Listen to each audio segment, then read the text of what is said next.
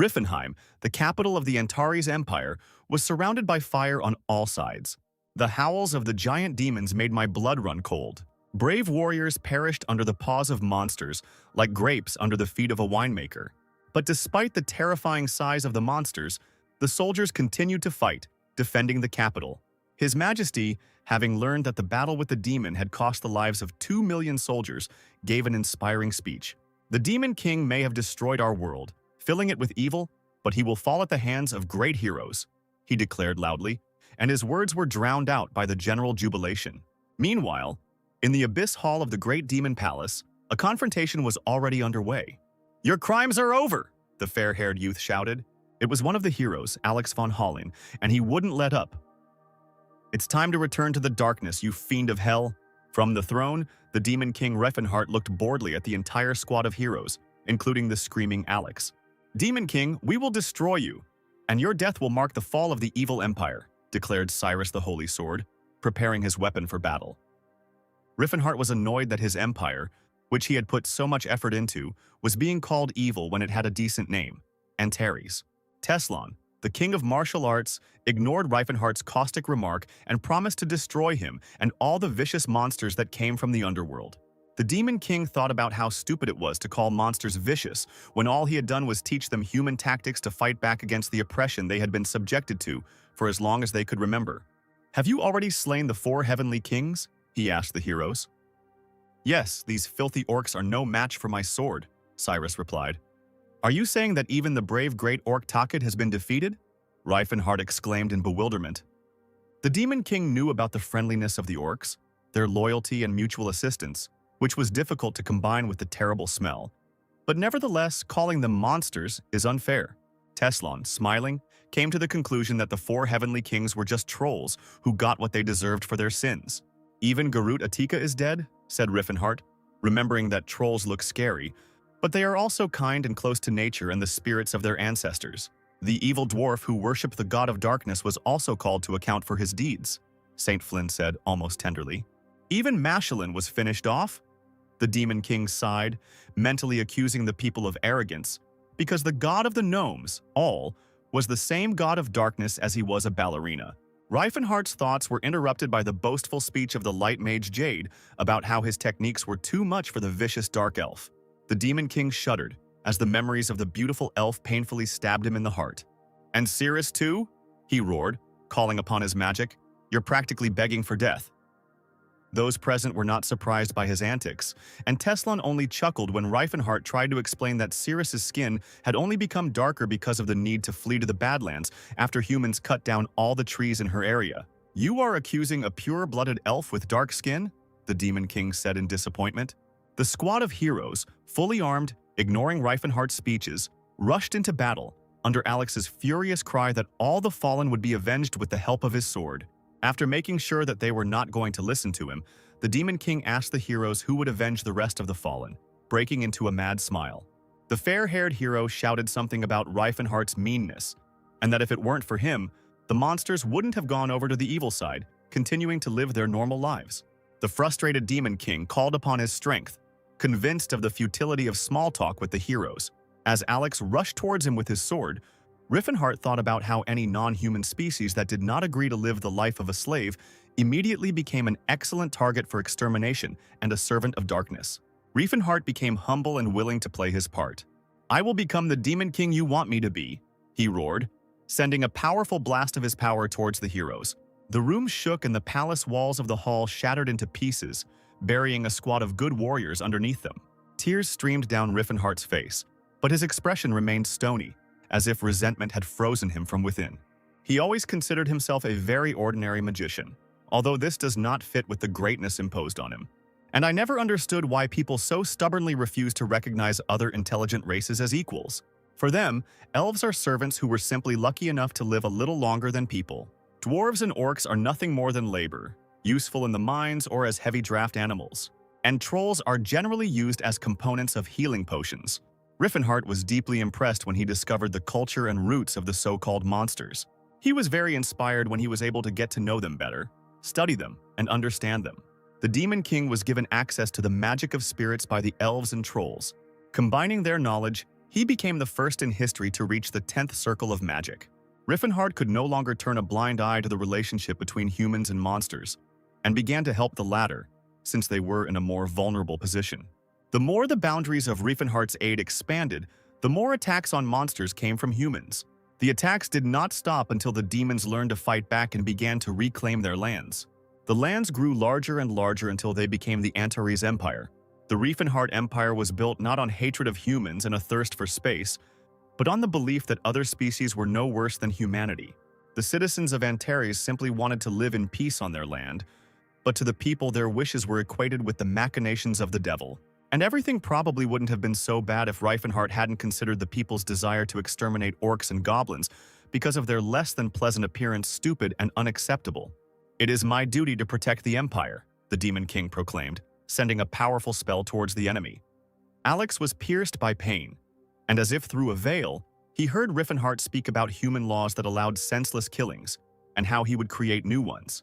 Alex's sword shattered, as if listening to the magician and refusing to participate in useless violence, and the hero himself collapsed dead onto the cold marble, finally hearing Teslan, not believing his eyes, scream his name.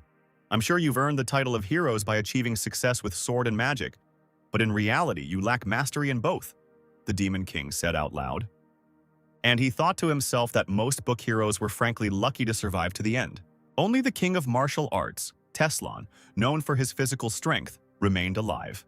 Riffen Har thought that the rest of Teslan were no match for him, and that dealing with him would be a difficult task. While the Demon King was thinking about a profitable strategy, the martial arts king was already rushing towards him, tearing the air with powerful energy. Teslan knocked the ground out from under Riffen Har with one blow, forcing him to learn the basics of levitation in the process. Without waiting for his opponent to come to his senses, the martial arts king once again gathered energy and prepared for a new strike. Teslan took pleasure in the fact that the dark mage barely survived his first attack. Another powerful blow, and Riffen Har and Teslan leave the palace, leaving behind a huge hole in the wall. Riffen Har seemed to come to his senses from the blow, and the martial artist sees how the enemy's rage oozes out of him with all the dark spells. Out of the corner of his eye, the Demon King notices an attack being prepared. Teslan puts all his pain and anguish into this blow to avenge the dead crew members. Riffen Har manages to whisper a few words and makes mysterious movements with his hands. "Victory will be ours, Demon King Riffen Har," the martial arts king roars loudly. The Demon King literally folds in half from Teslan's blow, but still looks at him with stubborn eyes. "Is that all you can do? I blocked your blow with magic," the mage taunts as Teslan pulls away. The Demon King thinks to himself, "Damn it, my spine is broken. I'm going to die now." While the martial arts king sentences Riffen Har to a personal trial, the dark mage considers his chances of winning in his current state. "Okay, you win. Good for you," the Demon King concedes. "I suppose they are all now free of your evil spell," says Teslan, confident in his truth. In Riffen Har's eyes, there is a realization that if he leaves, there will be no one to stand up for his people, buried under slander and hatred. Gritting his teeth, he gathers his last strength into a fist and thinks that he will never come to terms with the fact that a life of slavery for those who are not like ordinary people is the order of things. He grabs the Eye of Space and Time, an extremely powerful artifact that even he, a 10th Circle mage, has not yet fully figured out. "What are you trying to do?" Teslan exclaims. "A regression spell," Riffen Har almost spits out the words. "It will turn back time and disrupt divine providence." "Try and stop me, martial arts king," the Demon King shouts, now completely under the spell's spell. Teslan makes one last push, exploding the ground beneath his feet. Riffen Har directs a spell towards the enemy. "I can't afford to die," the martial arts king begins to think. "Not like that," the Demon King finishes. Teslan delivers the final blow straight into the center of the dark mage's spell.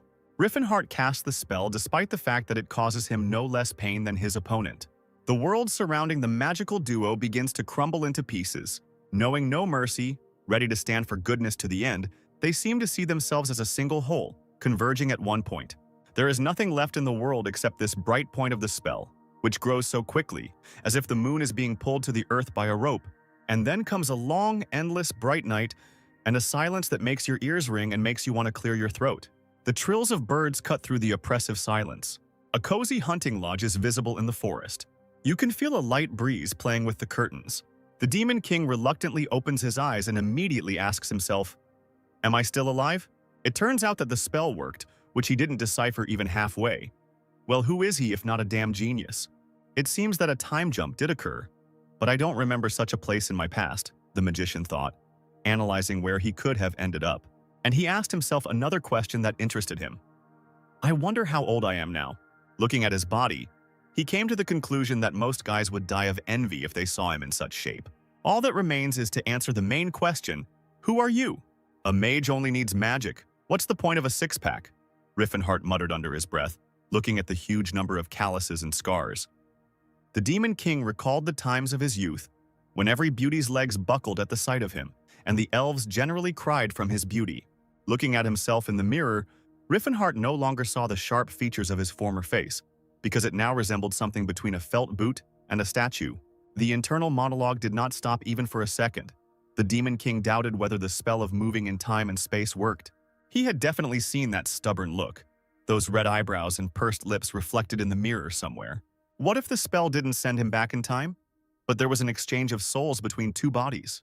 The magician and his reflection simultaneously said, Teslan, literally a second later, as if mimicking the magician. He was also loudly called by the name of his recent enemy. Riffen Har turned to see a giant man trying to squeeze through the doorway. The sun is already high in the sky and you're still hanging around here? Why don't you go outside? The stranger asked in surprise, not noticing the frightened expression on Teslan's face. We have another great day ahead of us today, he continued joyfully. Who are you? The Demon King whispered in shock. Why are you looking at me as if you were seeing me for the first time? The giant said thoughtfully. Using the amnesia excuse a second time won't help you. I thought you knew it wouldn't work once.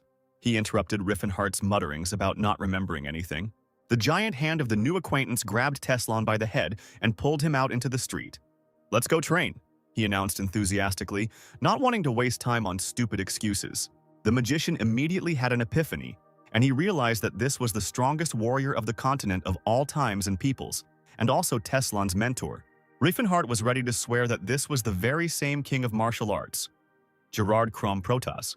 Coming out of his thoughts, the sorcerer realized that he was tied to a tree by his arms and legs. Attempts to persuade Gerard to listen to Riffen Har's story only resulted in his mouth being tied with some kind of dirty rag. So, let's begin training, Gerard announced, grabbing a bamboo stick. Riffen Har's heart began to pound wildly, and his eyes were filled with terror. Gerard delivered a powerful blow with the bamboo straight at the sorcerer's torso. The veins on his face formed a visible pattern. Tears gushed from his eyes, and only one thought was spinning in Riffen Har's head. Can someone explain what the hell is going on here? Without allowing his student even a little rest, Gerard continued to strike mercilessly. Is this how I'm going to die, Cirrus? The magician asked himself, replaying happy memories of the elf. At this time, the coach was trying to understand what was happening to his student today. If this is indeed amnesia, then it's not a big deal. Gerard himself has often fallen into unconsciousness from endless training. The Battle Clan is an indestructible gym without a break, where perseverance and hard work are valued. This means that there is only one solution to the problem, and it is trivial. Train the fighter harder, and he will recover faster. Gerard taught Teslan that weapons and equipment are only needed by weaklings who are unable to overcome difficulties. People are like steel. The more you hit them, the stronger they become, the coach shouted at Riffen Har. Where is a man like steel? A cretin, the magician thought mockingly. Believe me, there are no limits to physical development. You can become steel. Gerard kept telling Teslan, whom he had once personally chosen as his student. The coach knew that just as quality iron becomes steel, only a select few can have a steel form. You are one of them, Teslan, Gerard declared, hitting his student in the face with a bamboo.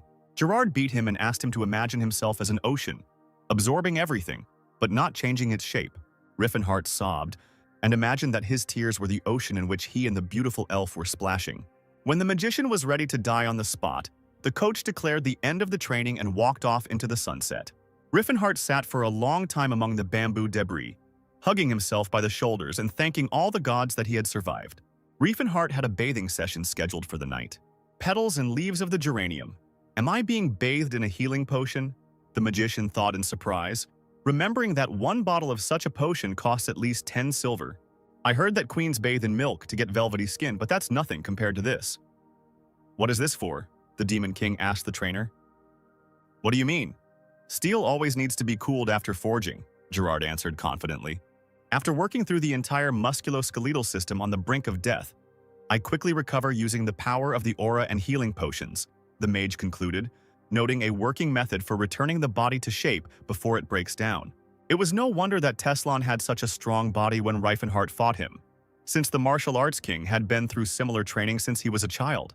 Now the magician was finally convinced that he had traveled into the past. It remains to be seen how young Riffen Har is doing. The dark mage wondered if his younger self could exist, while his older soul was in the same dimension. Based on the current situation, there were only two assumptions. First, the elder Riffen Har in Teslan's body coexists with the now young Riffen Har.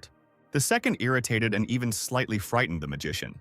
The soul of a martial arts king could now be in the body of young Riffen Har. "Dinner is served," the coach roared, pointing Riffen Har to the dining table filled with pork hams.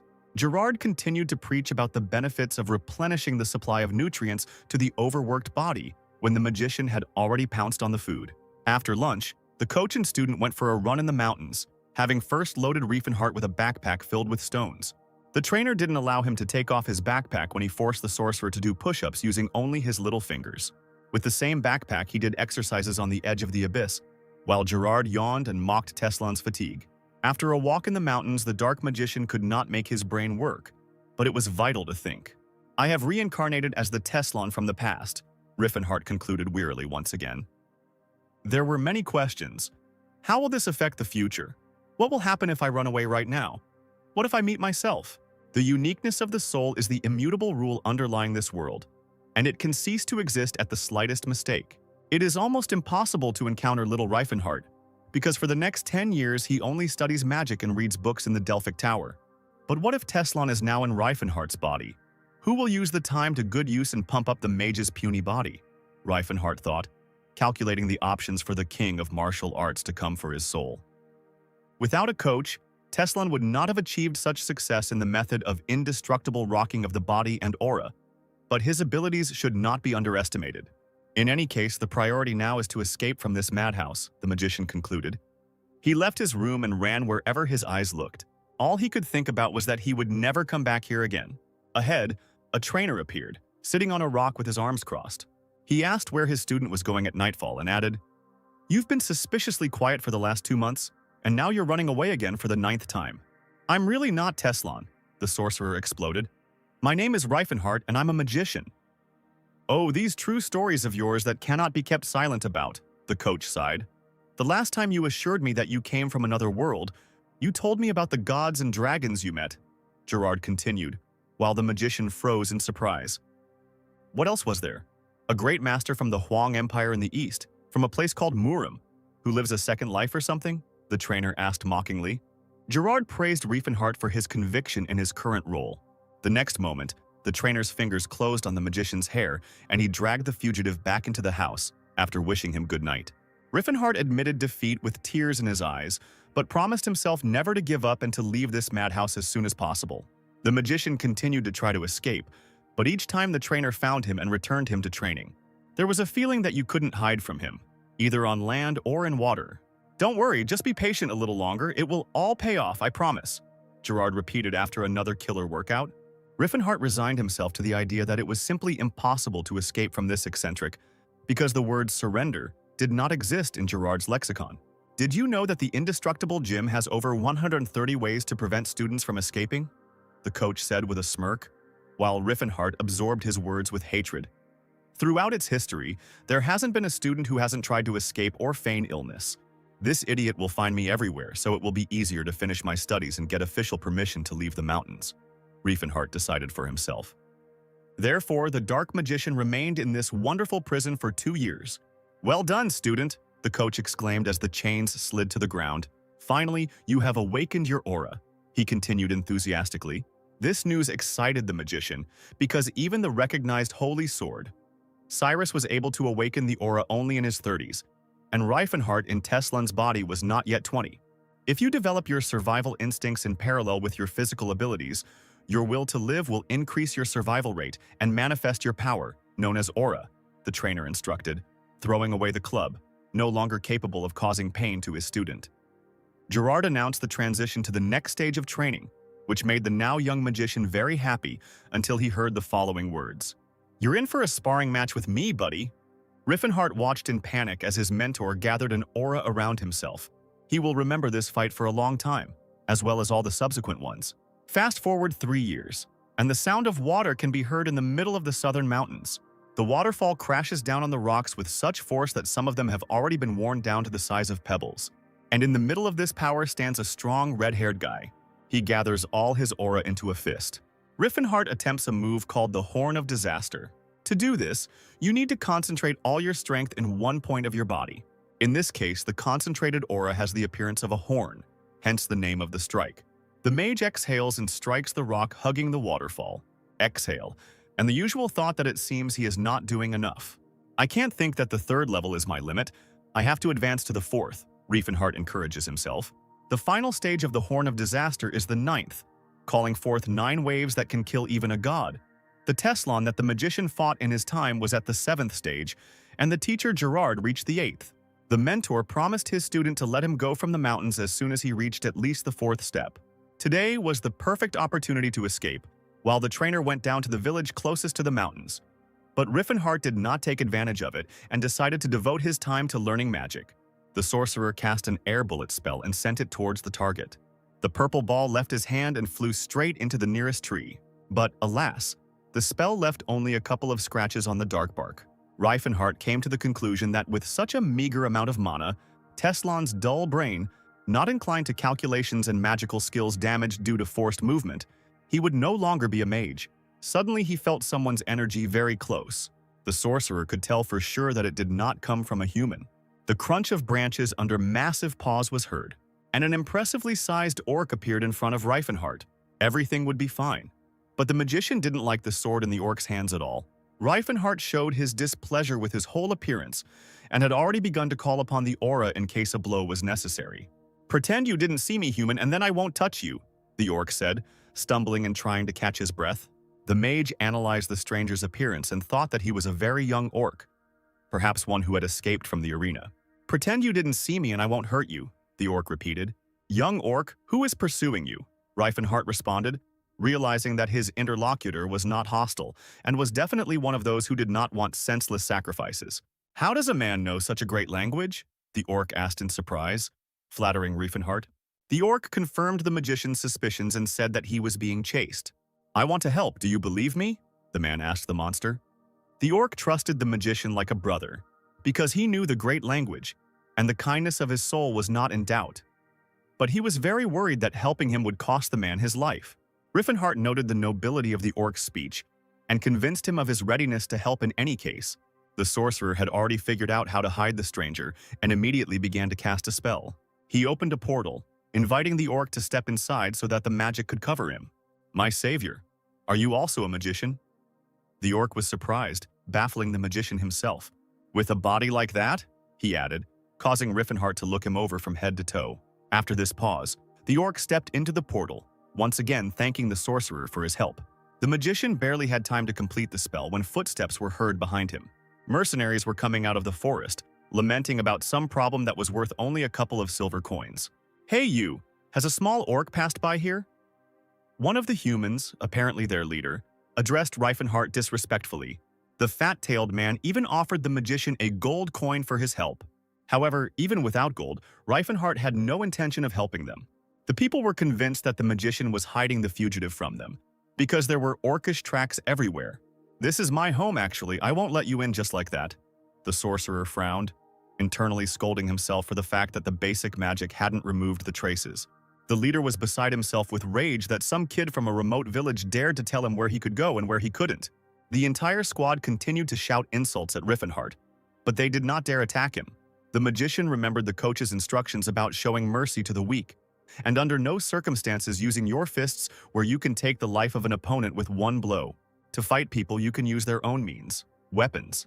"At least you won't die from a blow from this," Riffen Har said mockingly, drawing out a training club with a spell. Indestructible Gym focuses on the art of bare-handed combat, but that doesn't mean it doesn't include weapons handling. "Are you pretending to be a great fighter or something?" one of the people yelled. But seeing a slight smile on his opponent's face, he began to back away. Unfortunately, it didn't help him. A few moments later, half of the squad was lying unconscious on the ground. The boy continued to mercilessly hit the sides with the baton, and each time the blow hit the target, the mercenaries cursed but bravely went into a very fair fight. all against one. There was one catch to Riffen Har's weapon. It was created for training students, not for combat. So there were no defensive moves, only offensive ones. They tried to thrust a sword into the sorcerer's back with all their might. Unfortunately, it simply bent in half and was no longer usable. It seemed unfair to Riffen Har how strong his body was. He even began to doubt a little whether it was human. But on the other hand, he fought with a weapon that was not intended to kill the enemy. So why worry? Joints will be torn, bones will be broken, but these mercenaries will not die. No matter what happens, you won't die, thought Riffen Har, half irritated, half relieved. All his opponents were already lying on the ground and begging for mercy, except for the squad leader. "What's your name, freak? Speak," the mercenary growled, causing only disgust in the magician. "It's not fair that you're standing on your feet while your friends are already praying to their ancestors," Riffen Har said playfully, swinging his arm at the mercenary. The squad leader, frightened, picked up his wounded comrade and wandered away from this boy and his remote village. Riffen Har was glad that he had managed to warm up, and even allowed himself to think that it was time to have his own students, so that he would have someone to beat up. Coming out of hiding, the orc again thanked his savior. "I will not forget this until the end of my days and will definitely repay your kindness," the wanderer promised. Riffen Har was surprised that the orc bowed his head to him, since warriors were not supposed to do so.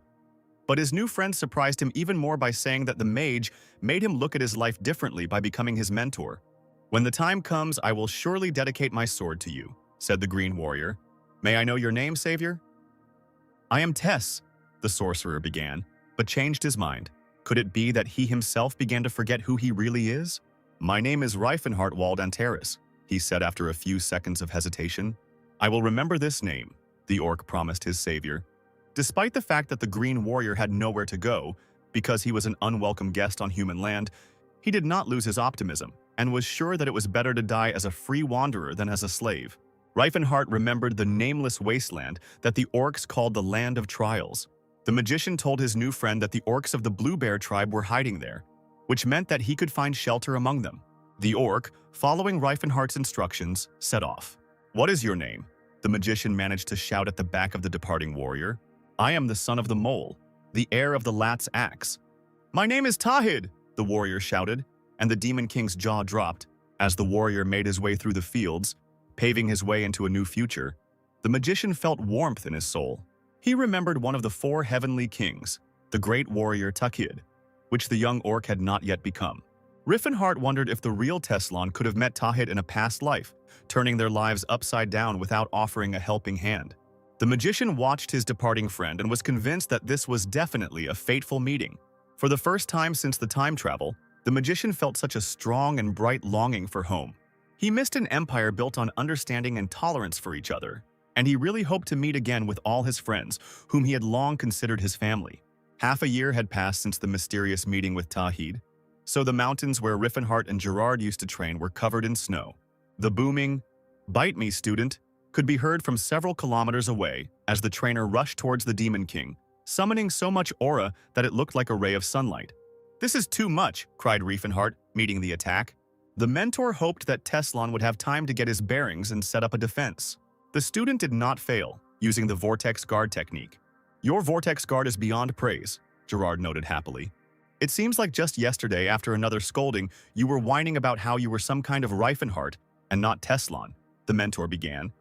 But the sorcerer interrupted him and asked him not to recall the events of 6 years ago. Gerard pointed out to the sorcerer that it had been 10 whole years since he began his training, but he was still very small. "What do you mean, small?" Riffen Har was indignant. "I'm almost 2 meters tall." "The member of the indestructible gym must exceed 2 meters, the trainer recited, recalling the previous kings of martial arts. "Were you sure you followed the breathing technique I taught you correctly?" he asked Teslan. Riffen Har replied that build wasn't that important, but he thought to himself that the old man had gone completely crazy, since even with his current height, the sorcerer had a hard time getting through doorways. The trainer, agreeing that the student was not bad and strong even in his rather small frame, asked to start training. Riffen Har called upon his aura, strength, and endurance. Feeling ready, he lifted off the ground, swirling the air around him into a spiral of energy.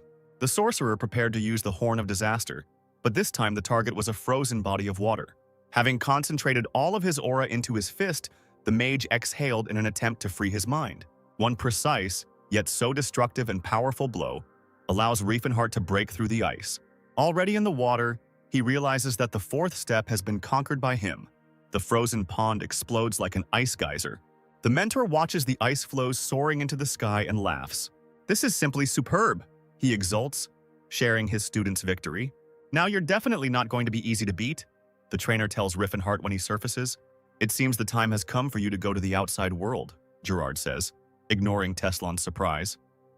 "You did a good job, student," the coach smiles. "Now you are free to live as you see fit, as a hero or a villain," he continues. "This is a reward for all your efforts," the mentor concludes. "Mentor, Gerard," says Riffen Har, not even realizing what he wants to tell him. It's good that the coach doesn't let him finish and tells him about his teacher, who told him to remember the 3 main rules. First, making money is good, but you shouldn't get involved in dishonest things. Even if you're going to be a villain, you have to be a decent villain with style, after all. Second, whenever possible, speak out on behalf of those who have been wronged. But there is no need to defend every weakling on the way, because weakness is not always a consequence of unfair treatment, and the world is full of those who are already weaker than Gerard. And finally, he talked about the most important third rule. Bring the teaching of the unbreakable rocking chair to the masses and make sure that it does not break. Gerard explained to the sorcerer that he would need to find a student to whom he would pass on their great techniques, but he warned that finding a talented student is not easy.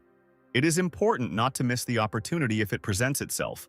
Otherwise, you can spend eternity looking for the next candidate. The mentor gave Riffen Har 30 silver for the journey and a bag with his clothes. The sorcerer did not expect such a small salary, because he counted on the fact that Gerard had his own estate and untold riches in the kingdom of Vasily. The trainer just laughed at the student, noting that the payment was set by the clan, and he had received less at the time and handed Riffen Har the card. The map had a marker indicating a surprise in the Settled Mountains, which the mentor had advised me to definitely visit. Wrapping himself in warmer clothes, Riffen Har took one last look around at the place he was about to leave. Is he really going to leave these mountains? Finally, after 6 long years, he is free. Before Riffen Har could rejoice at his release, a powerful beam of energy appeared in the distance, exploding the tops of the mountains. This spectacle seriously frightened the now young sorcerer. The performance that the mentor arranged literally said, "Go, my student. Do not be sad about parting. Carry steel determination without hesitation. After all, you are the heir to the greatest techniques on this earth." The trainer's voice reached Riffen Har. The magician, without thinking twice, rushed on foot towards civilization. Meanwhile, in a cozy house in the village, the following events took place. The establishment's employee tried to dissuade the village elder from talking to the knights, but the knight himself turned to the elder. "What's the matter? I ask you to pay for the food provided to you and your knights," the old man said sternly. The knight threw a gold coin at him, thinking about how selfish the peasant people were.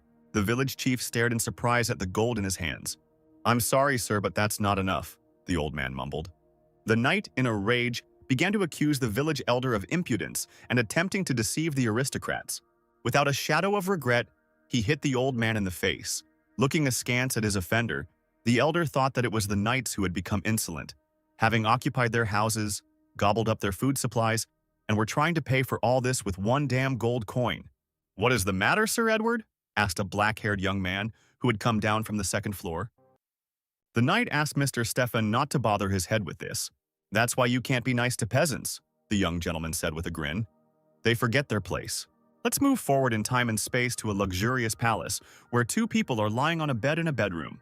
Ceres runs her finger along Riffen Har's collarbone and laughs at the boy's question about why she loves his frail body so much.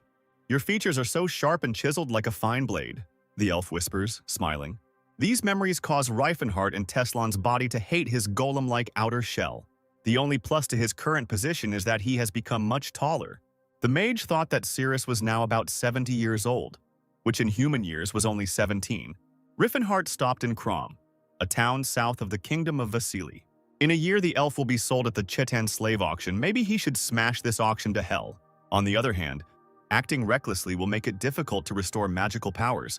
It is better to solve the problem with money. The prices for elves are astronomical.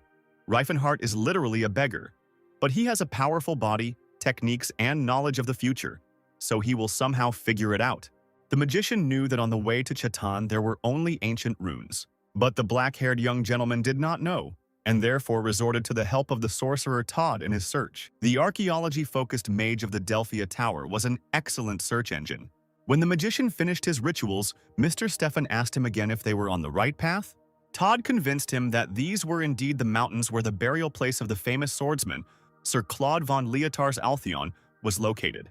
Meanwhile, Riffen Har was already on his way, glad that thanks to his training he didn't have to worry about things like colds and flu. With the help of a special magical technique of artificial return, the sorcerer was able to regain his memories of the ancient ruins at the foot of the Chatan Mountains, which the magician from the Delphia Tower, Todd, told him about. In his past life, Riffen Har had already been there and even found real treasures that Todd's comrades had missed. He made good money selling the jewelry, earning about 2,000 gold pieces. The mage's thoughts flew ahead of his feet, so he did not immediately understand that it was time to stop. Riffen Har looked down on the village of cattle and saw that nothing had changed since his last visit. While the Demon King was indulging in nostalgia, the local villagers were deciding who would have to go to the Valley of Death with the Knight's squad. The nobles demanded a guide, but the peasants could not refuse because the last person who stood up for them, the elder, was not in the best condition now. There were heated arguments, no one wanted to volunteer, but there was also no desire to expose their comrades to danger.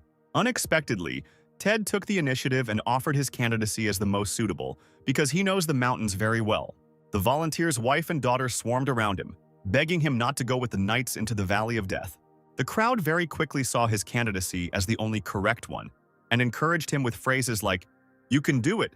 Everyone should do what they can do. Good luck, Ted." "If you don't want to, I can go," they shouted from outside the window, frightening everyone present. Ted, without a moment's hesitation, pulled the bowstring towards the stranger, asking who the hell he was. After talking with Riffen Har and being convinced of his good intentions, the peasant still could not believe that he was voluntarily volunteering to go to the Valley of Death. "They don't come back from there, are you sure, son?" one of the locals asked, causing the magician to smile and want to get on the road as soon as possible. Death Valley is nothing more than a dungeon, a relic of the past. 50 years ago, there was a knight from the Altean family named Claude. He awakened his aura at the age of 45, went through many adventures, and legends about him circulated throughout the kingdom of Vasily longer than he lived. Fame often breeds arrogance, so Claude went into the Valley of Death with only one squire and died, leaving his famous demonic sword, Altean, underground. The sword was a symbol of the family and was passed down from generation to generation, so the heirs were obsessed with the idea of finding the lost relic even after 50 years. And now, Riffen Har has joined the squad of the young master Stefan von Rapanto Altean in search of the lost inheritance. The magician noticed that Stefan was often carried away by conversations with the elf accompanying him. Humans usually need elves for entertainment, so the Demon King concluded that the giggling girl with long ears was a slave. Riffen Har was also bothered by the fact that there was only one saint in the squad, and he looked very young and inexperienced. If he is a boy at all, he looks an awful lot like a girl with his long red hair. The magician decided that he would need to talk to Todd, since he was at least a familiar face. But Todd didn't leave the saint's side for a minute, entertaining him and, it seemed, flirting. Could it be that the magician he had known for a long time preferred boys? "This just can't be. Todd is a great guy," Riffen Har internally lamented when the knight spoke to him. The warrior noted that the sorcerer was not afraid to choose the difficult path when the peasants in the village did not want to move in any direction. The magician understood the fears of ordinary people before the unknown, and almost choked when his interlocutor asked, "What's so scary when you are accompanied by brave knights? It seems that there really isn't a knight in the world who doesn't spread his tail like a peacock." Suddenly, a noise came from the side, which distracted Riffen Har's interlocutor, and later the magician himself saw how, throwing up columns of air, something was flying up from the forest into the sky. At first, it seemed as if the treetops had broken off and decided that they were birds. But when the unidentified object stopped spinning, they revealed sharp fangs and glowing eyes. A whole flock of half-birds, half-humans quickly attacked the heroes. Retreating is not a habit of the brave knights, so they prepared their weapons for battle. The harpies looked truly terrifying. There was nothing but rage in their eyes, and their powerful wings could easily bury one or two warriors under them. Young Master Stefan did not lose his head and sent his knights into the attack. Todd had already cast a fire chain spell and sent it into the crowd of harpies like an arrow from a bow. The cries of half-birds engulfed in fire will haunt even the most cruel magician in his nightmares. However, Todd did not abandon the spell halfway and finished it, thus damaging most of the pack. At this time, the knights were overcome by a wave of energy, charging them for victory. "Oh, Lord Philences, send them strength and courage!" the detachment saint shouted with all his might. Riffen Har watched the fight from the sidelines and was surprised at how well his new acquaintances were doing, especially Stefan. From a magician's point of view, of course. From a martial artist's perspective, they are all pretty pathetic. The magician noticed that one of the harpies that had attacked the knightly detachment had set its sights on new victims. With her mouth open, growling and lightning flashing from her eyes, she swiftly fell from the sky onto the passing orcs. The monsters closed their eyes, not wanting to see their comrades suffer. And then, out of nowhere, a huge fist flew straight into the face of the predatory half-bird. The harpy's body parts and feathers flew through the air, mixing with each other. When the orcs opened their eyes, they saw before them Teslan, the then unknown king of martial arts. If Riffen Har remembered Todd's adventures correctly, then the guide Ted died right on this spot in the past. Now the magician, or rather the guide, has survived, and history must forge a new path for itself. The expedition captain Stefan had a glare in his eyes no less than that of the harpies. His sword lived a separate life on the battlefield, punishing his opponents. The half-birds did not spare the warriors if they managed to reach them with their giant claws. Young Master Stefan paid no attention to the cries for rescue from his own squad. It can't be said that he is a bad person, but he doesn't really care about his subordinates. And because of him, the guide Ted died in the past. The red-haired saint interrupted Riffen Har's thoughts with an order to hide behind the trees. Before the magician could even move, the half-bird's sharp knife-like feathers flew at him. The Demon King was once again surprised by his body's endurance capabilities, as he didn't even feel ticklish from this attack. But one feather hit him straight in the untrained eye. He punched away a bird falling from the sky during an attack with one fist, and with his other hand he brushed away the tears that he thought he had cried to the last drop during training. The squad leader, Stefan, as he should have, was only concerned about whether the mages and the saints survived, and he didn't give a damn about Riffen Har, and especially about the monsters that the mage was trying to save. "The Knights of Alchion are strong," the young master called out to his soldiers with a battle cry. "May the sweetness of victory come to your hearts. Rest." He dismissed the squad to gather strength. Riffen Har took the chance to talk to Todd. "If I remember correctly, you are from the Magic Tower Delphia?" the Demon King asked, after thanking the magician for saving his life, although it was blatant flattery. "Do you know Riffen Har, my friend?" The sorcerer tried to find out about himself. Todd was surprised that a talented child had such great friends. "He's so sweet and cute," the Delphic magician muttered under his breath. Riffen Har asked again if everything was okay with the young magician, if anything strange had happened to him, and he was satisfied with Todd's answer that Riffen Har was immersed in his studies and spent his days cramming. "His little sharp nose, as always, is on point," the Delphic magician said clearly. "And the eyes are like jewels and the skin is so soft, so soft." He couldn't stop. Riffen Har wanted to beat up the sorcerer who was obsessed with the young body, but he decided not to draw attention to himself, especially since Todd still hadn't said anything intelligible. A red-haired saint joined their company and asked if Riffen Har needed help. The magician thanked the priest for his concerns and sent him to heal the orcs. The knights of the squad began to complain that the saint should not waste his precious time helping monsters. Riffen Har noted that despite the squad's outrage, the saint continued to heal the orcs, but his attitude towards them was more like love for animals than anything human. "Hey, guide!" the captain exclaimed. "Show us the way, and quickly!" "Go straight ahead, then turn right," said the magician. "There's a body of water straight ahead. You'll have to slow down a bit." And they set off. Several hours later, somewhere in the forest, the tired sighs of knights and the rumble of a disorderly detachment could be heard. First the basilisk, then the dark wolf, and more than 20 ogres. One of the warriors recounted their adventures over the past hours. Riffen Har chuckled, because he had led them through this area infested with creatures on purpose. The knights are arrogant, the priests are too serious, and the magicians are downright crazy, the sorcerer thought to himself, justifying himself by saying that he was leading them along the shortest path. "Who would have known that there were so many monsters here in the place where Sir Claude died?" Stefan said, out of breath from fatigue. The next second he completely forgot how to breathe. Such an incredible sight opened up before him. The young gentleman looked at the entrance to the underworld. "Is this it?" the captain asked the guide and the knights uncertainly. "These are ancient coat ruins," one of the warriors said enthusiastically. After some time, they were already walking through the Valley of Death to the entrance to the ancient ruins. None of the travelers dared to be the first to step through the open gates of the massive structure. Todd pointed to the entrance to one of the best knights and a young gentleman. "Get ready, comrades!" roared the heir of the Alchion family. Riffen Har wished to remain outside, after which Stefan wanted to send him home. But having made sure that the guide would not return home alone, he promised to accompany him on the return journey. The magician could barely restrain himself from smashing the young captain's head with his fist when he found out that no one was going to see him home in the first place. Stefan gave a passionate speech about his ancestors' wishes and set the party on a quest to find the demonic sword. Riffen Har waved his hand with pleasure at the brave warriors, and so, after a couple of minutes, he was left at the gate completely alone. "Okay, well now it's time to take care of my own business," the magician said to himself.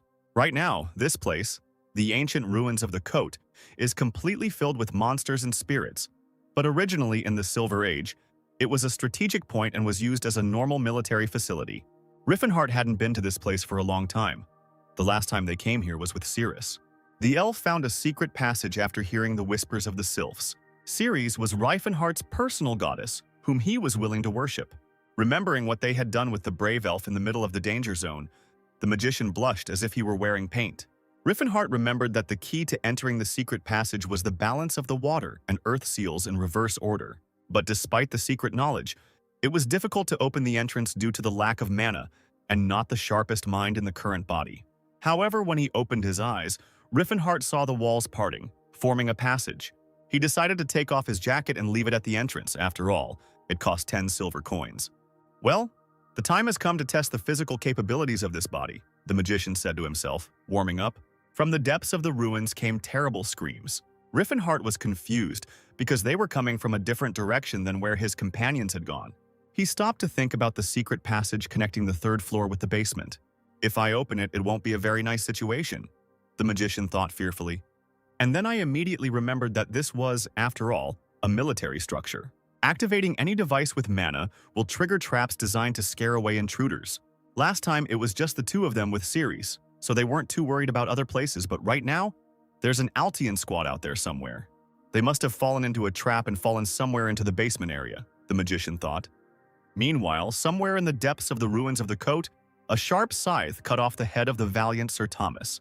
The captain of the detachment uttered the name of his brave soldier for the last time and turned his gaze into the abyss that opened before him. "What the?" Stefan only managed to mutter before he noticed a glint in the darkness. The scythe, with drops of blood from a recent murder, stubbornly stuck out of the wall. Suddenly, a red ember flared up in the darkness, illuminating a giant skull. "We cannot defeat this monster." The young gentleman was frightened when his eyes got used to the darkness, and he saw the real size of the enemy. It turned out that the scythe was not sticking out of the wall. It was just a piece of the terrifying monster's weapon. Is it even possible for a human to defeat such a terrible demon? The captain asked himself, trying to make out the devil's head somewhere high above. "Oh, great Philances! Shine your healing light on this wounded soul," the red-haired healer muttered to himself as he helped his wounded comrades. The priest gladly accepted the knight's thanks, but he would be lying if he said he would have survived in this place without them. So his spells were partly an act of selfishness.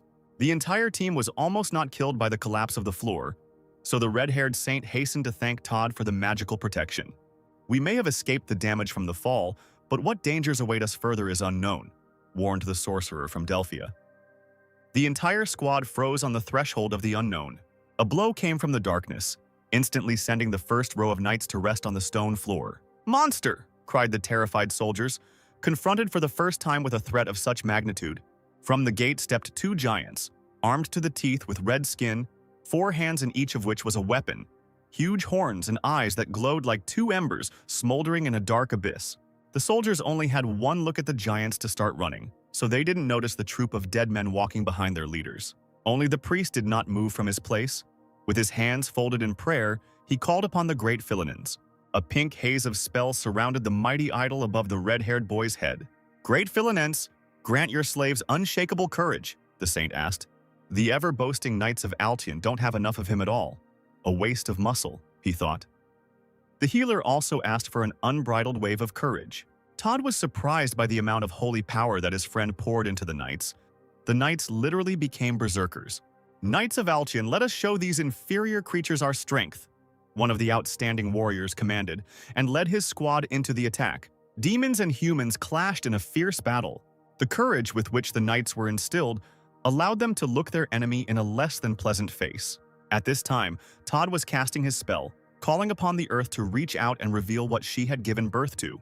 His iron steel spell freed his opponent's hands from their weapons. One of the giants tried to get his sword back, but a clever elf appeared in his way. Lelsia looked incredibly epic, wielding 2 swords at once. She attacked the largest of the giants several times, jumping at great heights where other knights were afraid to go. Putting all her fury into the blow, the elf attacked the red giant's hand, trying to cut it off. However, the demon only crushed Lelsia's sword and threw her from the height, allowing the sword fragments to fall as quickly as the girl. After the fall, the elf could not find the strength to even get back on her feet.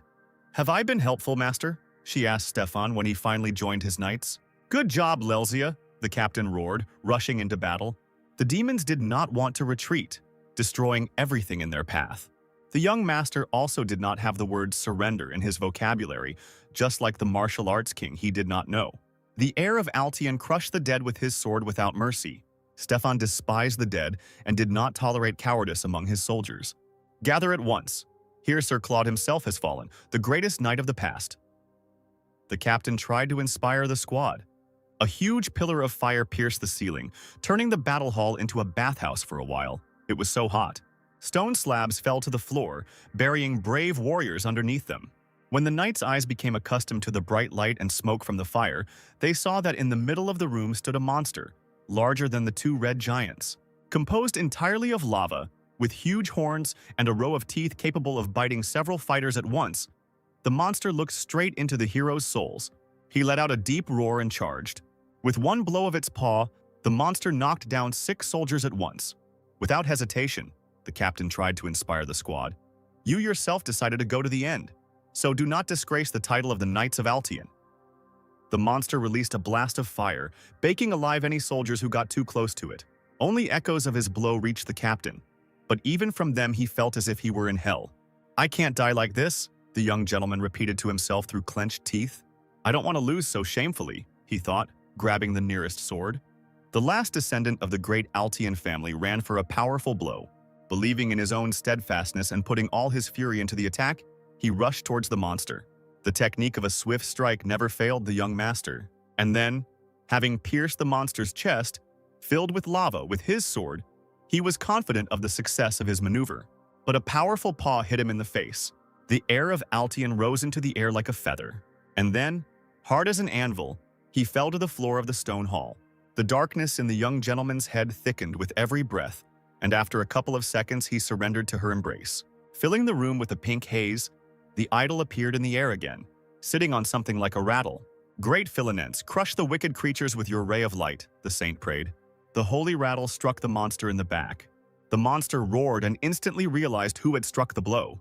Tears mixed with sweat on the healer's face, and there was impenetrable horror in his eyes. The fire giant turned around and headed towards the red-haired boy. The saint froze, not knowing what else he could do, and resigned to his imminent death. He closed his eyes, clenched his teeth, and mentally recited his last prayer. Then something flew over the healer's head like a bullet. The saint opened his eyes and could have sworn that someone had punched the monster in the face. The red-haired boy was finally able to see his savior. It turned out to be a young man who led them into the Valley of Death. The aura flowed in rings around the red-haired warrior, so at first the healer did not notice that the room had become cooler. But when the young man stopped spreading energy around himself, everyone turned their attention to the monster. More precisely, what was left of it after the conductor's attack. "No wonder I almost died from one blow from Teslan," thought Riffen Har. The magician glanced around and frowned. So many brave knights fell within these walls, including the cheerful elf. And it seems that the heir of Altion did not survive the battle either. Riffen Har had just suggested moving the fallen to safety when more undead began to descend the stairs. Todd and the healer froze in place as they watched the guide deal with the dead with barely a touch. The squad of monsters scattered across the hall faster than ale in a tavern. Riffen Har was simply trying to carry the elf away from the battlefield and politely asked the undead not to stand in his way. Captain Altion could barely open his eyes. His whole body ached, especially his head. "Are you awake?" one of the knights asked him as the young gentleman began to look around in shock.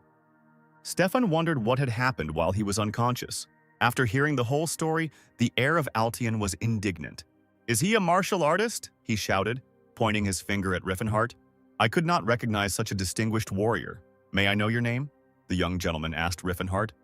The mage knew Todd would be suspicious if he introduced himself by his real name, so he chose the shortened form, Riffen. Stefan tried to find out more about Riffen, but he didn't even know where he came from. Gritting his teeth, the heir of Altian thought that the guide turned out to be a commoner without any support, not even an aristocrat on a free voyage. It seems you've only just finished the job we started, but thank you anyway. Stefan praised the Demon King. Riffen Har, grinning, pointed out to the young gentleman that his brain was clearly not working well, and that their squad of fighters was of practically no use. How dare you? Where is your respect for the Altian family? The black-haired boy roared. A knight from the inner circle reassured the young gentleman, reminding him that commoners had no manners. Stefan tried again to find out where Riffen learned martial arts from, but he just waved it off, saying that he learned a little bit of everything and everywhere. The young gentleman doubted the guide's words because grasping at chaotic knowledge, one cannot achieve such skills. The close knight noticed that Riffen's speech was very simple and natural. Perhaps he did not even realize how arrogant his words sounded. Those guys could definitely use some help. The guide pointed to the wounded Altian fighters. The knight continued to talk about how Riffen treated those around him, as if the difference in age and status did not bother him at all.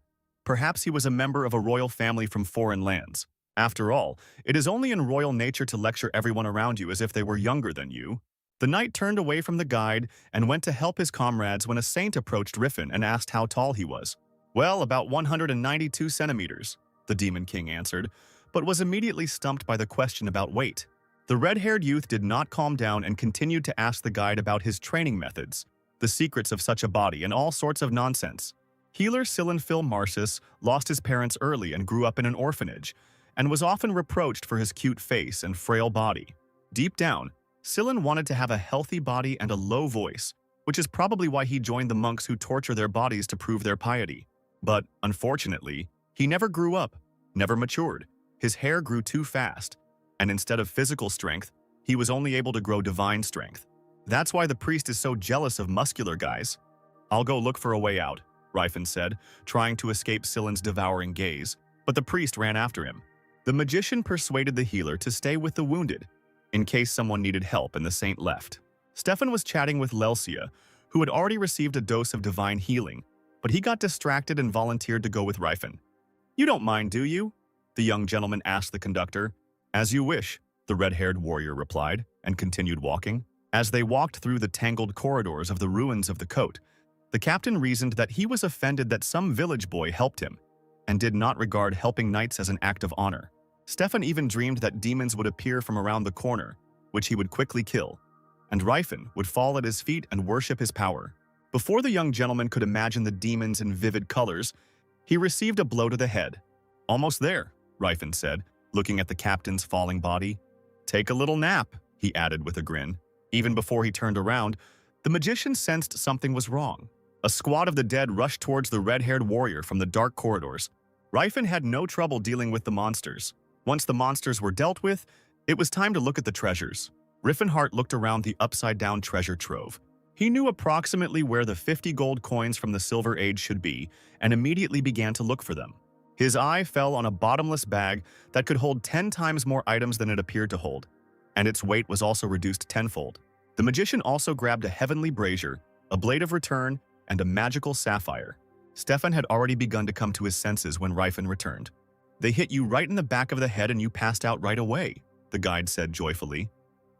Thank you for helping, the captain said through clenched teeth. No need to thank me, the magician answered nobly, keeping quiet about the fact that he had knocked Stefan out. And not just once, because while Riffen Har was digging up the artifacts, he had to add a couple more blows to the first one on the captain's poor head. However, our hero had no regrets about this. While Stefan was wondering how he could have missed the enemy, Riffen was happy with his bag being filled to the brim and was planning his next return for the remaining treasures. The guide and the captain returned to their detachment without incident. Silen continued to bombard Riffen with questions, and he seemed to have come up with the idea that the red-haired warrior was a prince. The healer noted that despite his extraordinary fighting abilities, the prince's first and foremost trait was his habit of speaking condescendingly. And while in Stefan's case this was understandable, he was still very young. It was extremely rude to treat one of the best knights, Sir Edward, condescendingly, since he was, after all, much older than Riffen. I just rarely met people on my way, so I forgot my manners, the magician justified himself, and noted to himself that he must not forget that his current body was only 22 years old. The squad walked along the corridors that Riffen had previously examined, so there was nothing to worry about. Stefan opened the gate that had appeared in the warrior's path. And then everyone standing behind the heir saw something that the magician had not noticed during his walk around. It seemed they had entered the wrong door, because in the middle of the hall there was a huge head of a demon, Greblista. Breaking through the ceiling, the monster straightened its shoulders and tried to stand up to its full height. In the demon's hands, the very sword of Sir Claude that Stefan had come here for lay menacingly. "Who would have thought that this place had such a guard?" muttered the heir of Altion.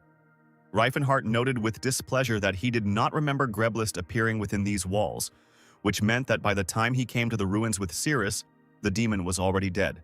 "Let's go back. We can't handle this monster with our own forces," he suggested to the captain. But it was too late. One of the knights pointed out to Stefan the treasure he was looking for in the hands of the monster. It was impossible to confuse the demonic sword Alchin with another artifact. "You're not going to fight this monster, are you?" Sir Edward asked, obviously stupid. Despite the offer to retreat and develop a plan, already knowing the enemy, the captain prepared for the attack, because he could not forgive the desecration of the sword of his ancestors. "I wouldn't back down even if the sword was in the hands of the Grim Reaper," Stefan shouted. "To arms, my brothers!" roared the captain, leading his soldiers to certain death. What a moron, Riffen thought, knowing he would have to take on most of the battle himself. Within the spatial rift in the ruins of the Silver Age, there is a system of automatic correction of the system's deficiencies. That is, when the system fails, protection is triggered that absorbs monsters. In other words, the entities guarding the dungeons exist peacefully until the system kidnaps them to use as guardians. In front of the squad stood the same demon that had defeated Claude, who had mastered the aura. The captain made fun of the frightened army, hinting that the demon was chained and there was no need to fear him. Riffen rightly noted that the squad had no chance against the monster. Sir Edward took offense at Riffen's words, pointing out that he was a country boy who did not know the honor of a knight and the things worth dying for. Riffen Har looked at the squad in shock as they walked towards certain death. They couldn't defeat the lower-level demons. What hope could these madmen have? "May the blessing of the goddess be with you," Sillin implored the knights. The emboldened warriors went on a direct attack against the monster. The demon, even in a restrained state, was able to knock out half of the attackers with one blow. Watching the knights scatter across the hall, Riffen noted that he had said that this plan wouldn't work. "Another one is flying," he said without a trace of sympathy. "How can there be compassion if people actually enjoy getting the shit kicked out of them? Don't lose heart. We are the Knights of Altion. Even this demon fears us." The captain's instructions were heard.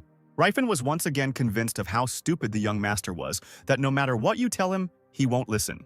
And you can't rely on Sir Edward, he's only helping this impudent young man in his attempts to die. The captain, of course, shows off. Flutters like a butterfly, stings like a bee. But he barely scratched the monster. Sillin once again summoned the holy rattle. "O Philinense, turn your sacred staff upon this evil being," he prayed. A pink shroud enveloped the monster and the space around it.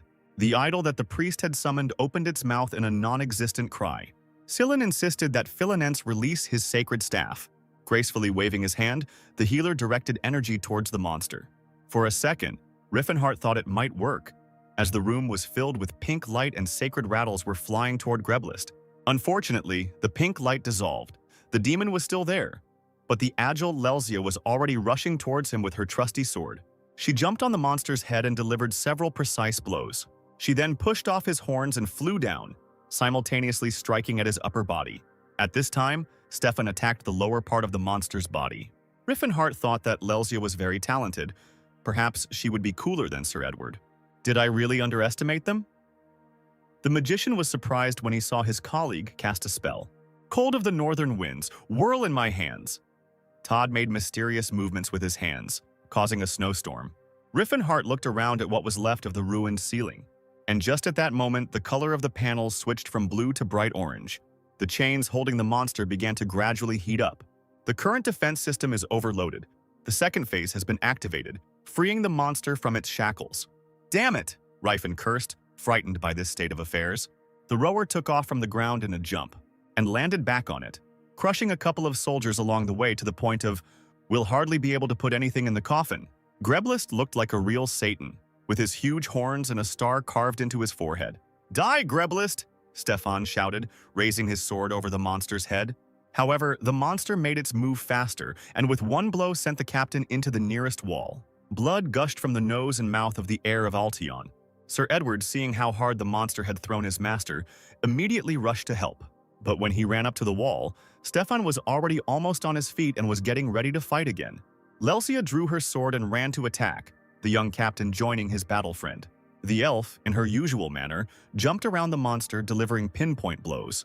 Her movements were reminiscent of a wild cat, just as graceful and elegant. The rower was already becoming irritated by her constantly flickering face nearby. Lelsia did not hide her disgust towards the monster and swung for another blow. At that moment, the monster opened its mouth, from which a wave of fire burst forth. The wave of fire turns into a waterfall, and now fills the entire hall. The hall becomes unbearably hot again, and the already few soldiers of Altian's detachment perish in a fiery storm. It feels like there is no escape from fiery punishment. The hot river is ready to reach Silan before he can even put up any defensive spells. Once again today, a priest is ready to say goodbye to life. And then, out of nowhere, the red-haired prince, Mr. Riffen, blocks him. He creates a shield from his aura which allows them to survive. "Sorry, I slowed down a bit and didn't react in time," Riffen Har apologized. The rower and the mage looked at each other, realizing that their battle was bound to happen, no matter what. "I can handle this, right?" Riffen asked himself. He wondered what the limit of his current strength was, and whether martial arts could help in the fight against a demon at all. If he were a magician, he wouldn't take risks if the chances of winning were small. But now he's a warrior. Riffen Har felt goosebumps at the sight of a strong opponent, a feeling he had never experienced in his past life. The magician summoned 2 energy fists and was able to inflict significant damage on the enemy at a distance. Gerard would have been proud of his student's successful attack, because the mentor often repeated, "If in doubt, just strike first." Grelbist swung his sword back to strike, and it missed Riffen Har's head by a centimeter, grazing his collarbone. The magician was genuinely surprised that the demonic sword was able to slightly scratch him, because he had long ago developed immunity to ordinary human swords. The demon cut through the air several times in a leap, trying to kick Riffen Har with its hoof. One of the attempts was successful when the magician's hand was hit. Blood spurted from the impact site, and Riffen Har's eyes widened in confusion. The monster, noticing the enemy's hesitation, took an even greater run and struck with its hoof again. Riffen Har was thrown head over heels into the wall on the opposite side of the room. He would have been lying if he had heard clearly what the excited Saint Silanus was shouting, because at that moment he only heard his head breaking through the bricks. But when the magician was able to get out from under the rubble, he shouted to the healer just in case that he was okay, and there was no need to worry about him. Silan was pleasantly surprised to see the aura power blazing around Riffen Har, which earlier in the fight with the lava monster had easily been mistaken for the light from the surrounding fire. The Demon King was upset that he had not held back the blow, because then he would have had a chance to counterattack, and he was too used to dodging his mentor's beatings. But when Grelbist roared in the highest language, Riffen Har muttered only, "I don't understand a damn thing, but forward," and rushed to meet the monster. The opponents' auras collided and dealt powerful blows to each other. The squad captain's face twisted as he too realized that the village guide was using aura-based combat techniques. How can it be that an aristocrat cannot control the aura, but some unknown commoner managed to awaken it? Stefan wondered. Riffen Har looked majestic, and didn't even notice it, since the battle completely absorbed his attention. And the heir of Altian was close to hysterics, asking fate how it had allowed such injustice. As if sensing how close Stefan was to the brink of his sanity, the monster roared with all its might and rushed at the warrior with another blow. There was genuine fear in the captain's eyes and a question. Where did the one who uses aura come from, as if he fights with it every day? He no longer saw Riffen as a man, a guide, or a village boy. From now on, in Stefan's eyes, the battle was between 2 monsters. The squad captain's internal monologues did not distract either Riffen Har or the monster from the fight. Grelbist's demonic sword once again flew past the red-haired warrior, just a few centimeters away. The demon didn't know that for the magician, their fight was equal to a regular, high-level training session. Riffen Har easily read the monster's attacks and was able to quickly develop counter-tactics. The Demon King's blows hit the enemy's most vulnerable spots, but unlike ordinary people who could be killed by such techniques, the demon only shook himself off and continued the fight. The Guardians of the Ruins do not fall even after serious injuries. The ruins pump mana into them, healing them endlessly. Therefore, any blow from Riffen Har, as long as the magic of the ruins is alive, is only a slight discomfort for the monster. Almost immediately after realizing this fact, the magician understood what benefit he could get from this fight. I guess I could practice the grabbing technique since it wouldn't hurt either of them, Riffen thought, wrapping himself around his opponent's arm. And you can also hone your fighting technique in the air, the magician rejoiced, lifting himself off the ground and aiming his boot straight at the monster's face. Well, and of course, where would we be without practicing our punches? The magician rejoiced internally, working his fists. The monster was definitely the best punching bag in the world for him. The squad of surviving soldiers, the captain, the mage, and the healer, watched the battle without stopping. "I've gotten carried away," thought Riffen Har, noticing the observers. While the monster tried to crush him with its mighty hooves, the magician thought out his next strategy. If he uses the Horn of Disaster, the monster will be defeated, but he will bury himself and his entire squad alive under the rubble of the destroyed ruins. "Riffen, use the sword!" the Delphic Tower mage shouted. "You can crush him by covering the sword with the priest's aura and blessing." The Demon King's expression involuntarily twisted. He knew about this information even without Todd's instructions, but preferring not to start a quarrel, he told the truth that he did not know how to cover a sword with aura. "I can only envelop the body with aura," he prompted his stunned colleague. "This is the teaching of our fighting clan." "Riffen," the priest shouted, attracting the warrior's attention. "What else do you want from me?" The Demon King got angry, barely holding his opponent's hand to prevent him from plunging the demonic sword into his heart. "Your body has high resilience, right?" Sillin clarified. "Durability?" Riffen said, confused. "Well, yes, it's pretty strong." "Excellent! I'll cast a binding now!" The priest rejoiced and immediately began casting the spell. "Philinensi, send a blessing upon your trusty sword," Sillin prayed as he pumped the power of the gods into the Demon King. Riffen broke into his signature smile and charged forward, feeling like he was 1,000 times better than his punching bag this time. Grabbing the demon by the arms, the magician lifted him off the ground and threw him into the opposite wall of the hall. Was this revenge for Riffen Har's previous flight? Quite possibly. A pink haze enveloped the warrior, and he felt the blessing of the gods on his skin. But one significant point confused him. Did he want to kill me? The magician was filled with rage. "This is a divine strike spell. It is used on objects, not on the human body." "It worked!" Sillin exclaimed, as Riffen tried to come to terms with the idea of being used. "Now beat this battered demon to death," the priest commanded in his sweetest voice. In principle, Riffen Har agreed with him. He himself was already impatient to finish this fight. The boot slammed into the monster's face with furious force. The divine kick technique has never failed a warrior, as well as the divine knee strike technique he used afterwards. After stopping for a minute, Riffen Har took a running start for the main attack. He concentrated all his strength and mana into his fist, aiming at the only correct point. "Divine fist technique," he declared, breaking the chains on the ceiling that the monster seemed to be getting its mana from. Turning into one solid clot of aura, Riffen Har shot through the monster like a comet. Having broken the floor of the hall, he remembered training with his mentor on the lake, where, breaking through ice flows, he went to the bottom to the 4th level of his strength. Grelbist fell apart before his fallen body even reached the ground. The magician assumed a completely natural, heroic pose, allowing the spectators to admire his triumph. To be honest, he even slightly idolized himself at that moment. But when Riffen saw how the priest was looking at him, he even became a little embarrassed. The runes on the ceiling of the ruins, accumulating 1,000-year-old magic, made an ominous sound, and then they began to fall down as if it were a meteor shower. "Hurry up! Remove your spell," Riffen asked the healer, seeing that the monster's body had also begun to crumble into dust. Captain Stefan could barely stand on his feet, but he had already begun to sort things out with the warrior. "And you hide your identity well," the heir of Altion said angrily. "Are we that insignificant to you? I admit you are strong, but I will not forgive you for trampling my knightly honor," Stefan continued, confident that the warrior was having fun watching from the sidelines how desperately people fought for their lives. "Fun? Not at all," Riffen Har replied, because in reality he wasn't having fun. He just didn't give a damn about any of them. The warrior turned around and was about to head for the exit when he saw a glint in the broken floor. "How dare you turn your back on me?" Stefan shouted, aiming his sword straight at Riffen's neck. The mage bent down to pick up the demonic sword. The captain, not meeting any resistance with his sword, stumbled. Riffen Har seemed very surprised when he stood up and saw the heir of Altheon tumbling across the ruined floor. If Riffen Har had the opportunity, he would have given him a little push. "You creature, you even dodged on purpose!" Stefan screamed hysterically. "I'm not making fun of you," said the magician, handing the captain the demonic sword. "Take it. That's what you came here for."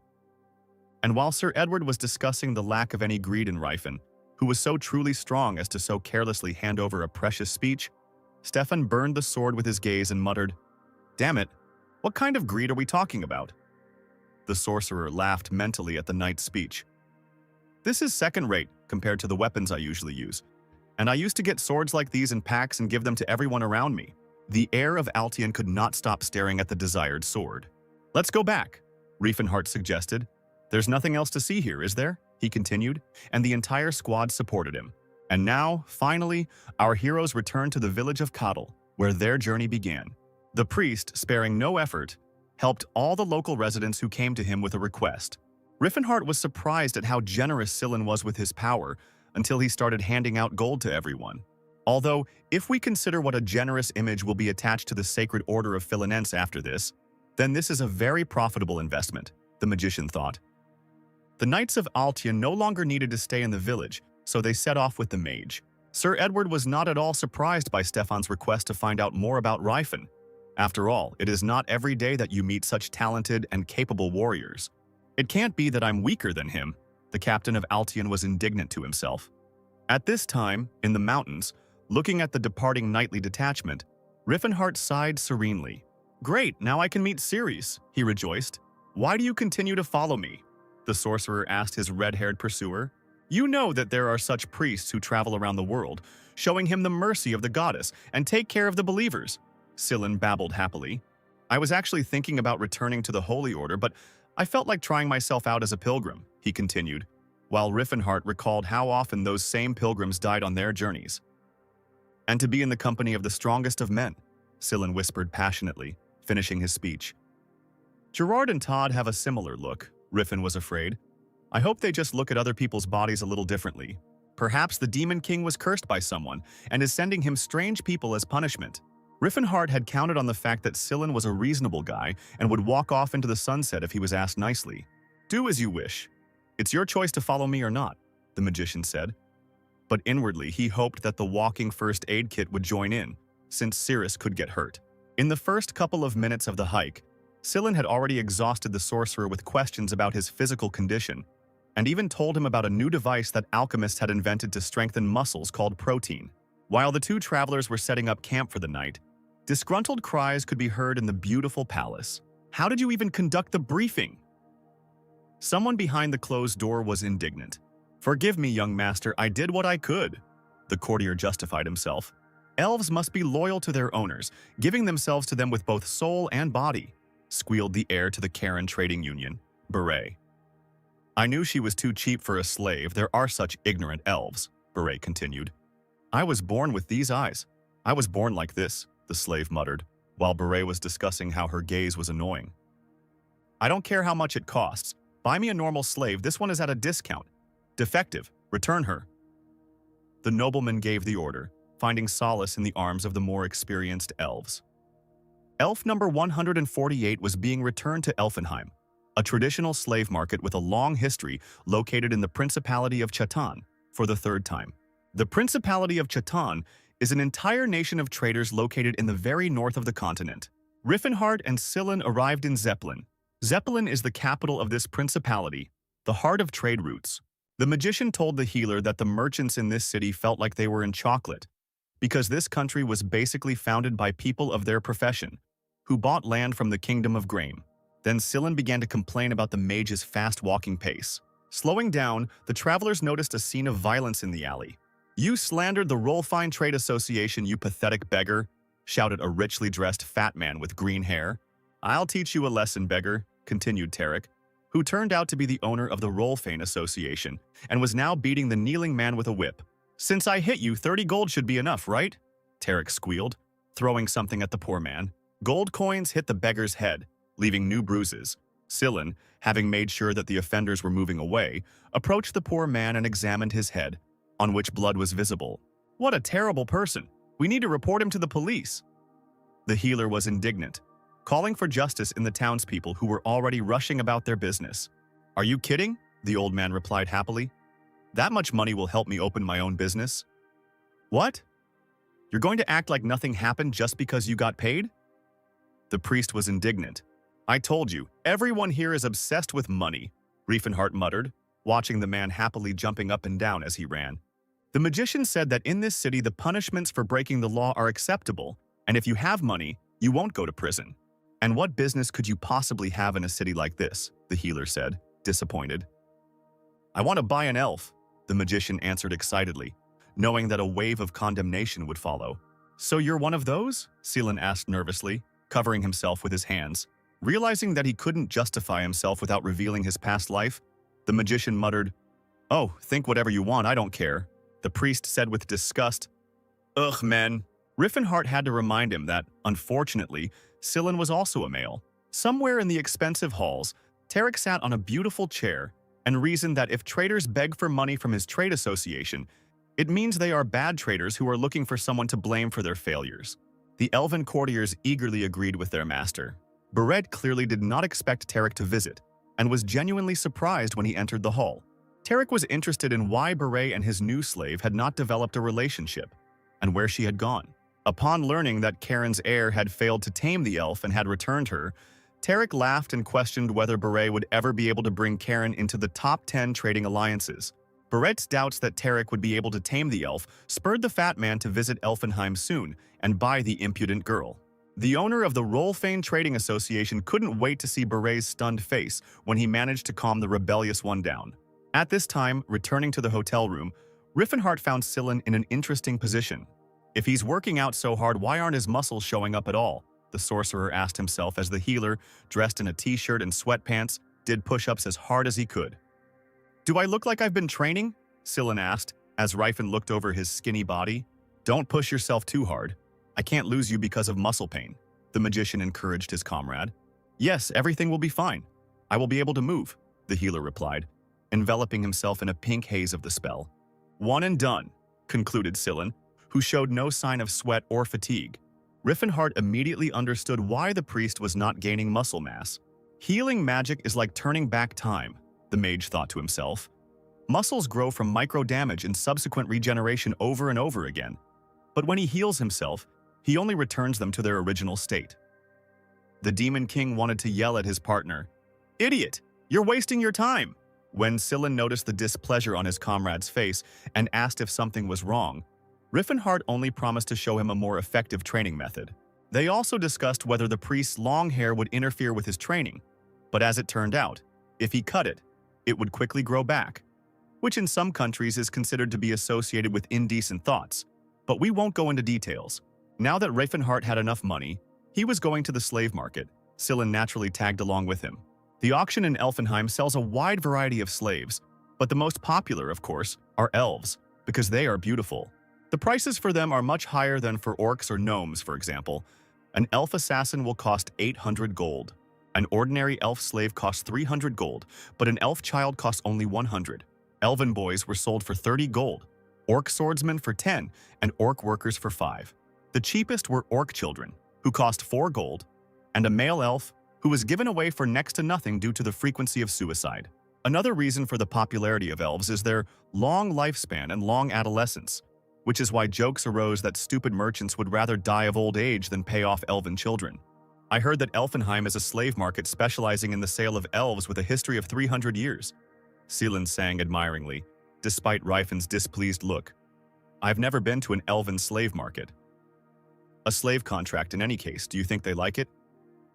Riffen Har tried to moderate the joyful mood in the healer, but he waved it off and replied that elves were probably treated better than orcs.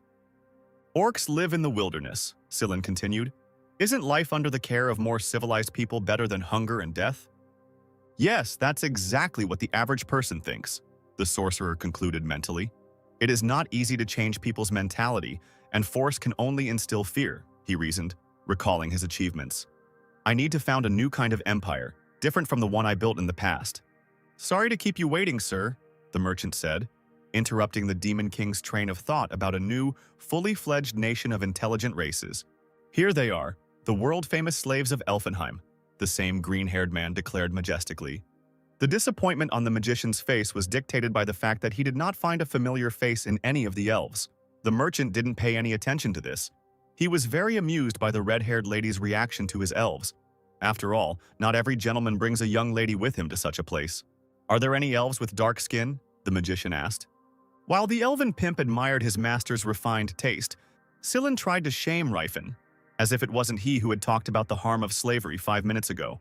"We have one dark-skinned slave," the green-haired man remembered, and led the clients to the exit of the hall. As they walked along the long corridors of the luxurious building, the travelers were given a short tour. "Our elves receive the proper education," the merchant said. "We use special teaching methods so that our goods are always in demand. They are fed only fresh nuts, fruits, and vegetables," he continued as they walked past the open kitchen. "Proper nutrition helps them smell good." Pride was evident in his voice. "Thin elves at the slave market are a common sight, but ours are quite different." "I don't need your explanations, just take me to that elf," Riffen Har said angrily, unable to bear the boastful speech. The elven pimp became embarrassed, and they walked the rest of the way in silence. "I want number 148, the man said as they approached a gate guarded by several knights. "Here we have some of our young candidates for assassins. They are being trained here," said the merchant as the doors swung open. "Here is the product you are so interested in." Riffen Har no longer heard anything. He saw Cirrus in the crowd of fighting elves. His eyes instantly filled with tears and a lump formed in his throat. Her hair was cut untidily, obscuring her eyes, but he would have recognized Cirrus from any body part in any universe. In a few seconds, she would throw her curls back and reveal her wonderful amber eyes to this world. But right now, Riffen Har was already falling into memories. Before the eyes of the magician, his laboratory in the Delphic Tower appears, in which rare plants, crystals, models of spells, and a huge number of books were collected. "Sir Riffen Har, you can't mix this," Cirrus shouts as the sorcerer pours the red liquid into the test tube. "Who would mix fire flowers with stone seeds anyway?" The brave elf continues to scold Riffen Har after his mixture blew up the tower wall. "Sorry, I think I just got distracted by something," the magician stammered awkwardly. But it seemed the girl didn't believe him, because she heard this excuse every time their experiments ended in an explosion. And lately this was happening more and more often. "Don't move, your face is all dirty," Cirrus asked, wiping the soot from the sorcerer's cheeks and wondering why she was so attracted to him despite his venerable age. "How long will you call me Sir Riffen Har?" the magician asked the girl. "Call me as usual." "I can't," the elf whispered quietly. And then the sweet scene in the laboratory was replaced by a fire that engulfed the Riffen Har Empire in flames. He stood on the balcony of his palace and watched as what he had spent many years building smoldered. His closest allies, the people he considered friends and family, appeared behind him. He was afraid of losing each of them, so he didn't want these destructive actions that people brought with them. "I have come to greet you one last time, my lord," said the orc Tahiti. "Atilka, Mashalin, Cirrus, what's wrong with your faces? Is this the first time you've seen someone on the brink of a grave?" Riffen Har chuckled. "You know that 2 million soldiers from all over the continent have gathered to crush the Demon King," the mage boasted. "Perhaps all of humanity's fighting power has gathered here. I wonder how they'll deal with the aftermath. Their countries are completely incapacitated, all for one fight?" Riffen Har wondered out loud. "They don't even think about accepting our right to exist, my lord," Tahid supported Mr. The orc asked if the Demon King wanted to leave the castle with them. However, he was sure that they would only be able to leave alive if he stayed here. Riffen Har apologized to Owl then for losing even with the divine guarantee behind him. Only it wasn't a guarantee, it was a prophecy. And it went like this. "Keep the elf close while the orc makes the way. The one who can pass the Daemon Abyss and tear down the Pillar of Hawkril will come soon, so follow him. He will change your fate and grant you salvation." "I was so surprised," Riffen Har recalled. "I had just destroyed some shrine, and the gnomes suddenly proclaimed me a savior." "I hope the day will come when we will meet again. Owl Pot will give," said Mashalin, receiving the same warm words and wishes for survival from the magician in response. "I will wait for you, Mr. Riffen Har," said the elf, saying goodbye to the magician. "Nobody knows what fate has in store for us. If something happens to me, I hope you can find yourself a worthy partner," the magician said, struggling against the lump in his throat. Cirrus repeated to Riffen Har several times that she would wait for him, and she even had to raise her voice and yell at him to make him understand the seriousness of her intentions. The mage's worried black eyes and the elf's cold amber eyes met. A second later, their lips met, and Riffen Har wanted this farewell to never end. "To be honest, I'm ashamed to show her to customers," the elf merchant interrupted the wizard's stream of memories. "She's completely unteachable, a defective product. She's been returned 3 times already." The merchant said that she was very skilled, but because of her terrible character, the dark elf had to be used to train other trainees to become full-fledged assassins. "Are you still interested in buying?" the merchant asked ingratiatingly. But he didn't need to ask because Riffenhart's eyes were following the girl, and he answered yes without hesitation. Having decided that he needed to shake 100 more out of this pervert, the merchant asked the magician for 300 gold for the goods. I repeat, the product is defective, frankly. I'm not sure I should sell it at all, the green-haired man said when the priest was surprised by the price tag. Are you the new master? The elf asked when she was introduced to Riffenhart. The magician noticed a huge number of scars on his beloved and could not imagine what kind of torture she was subjected to here.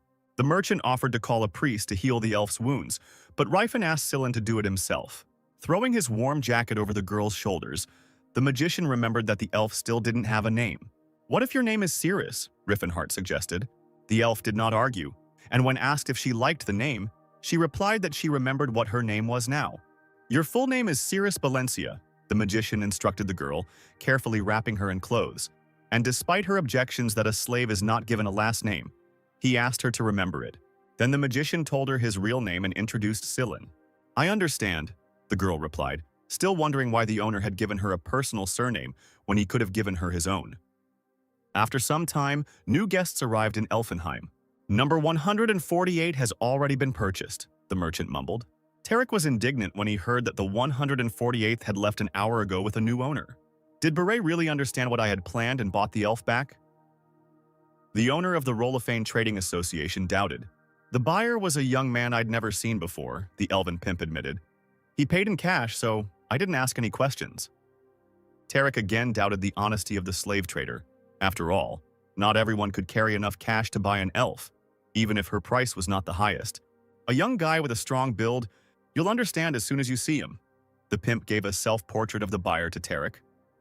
At this time, Riefenhart no longer had time for squabbles in Elfenheim. He watched as the elf examined her new equipment in complete delight and with a modicum of faith that this was all a dream. We'll make do with this for now, and then I'll buy you better equipment, the magician promised his beloved. When asked if the elf was hungry, she replied that she would follow the will of her master.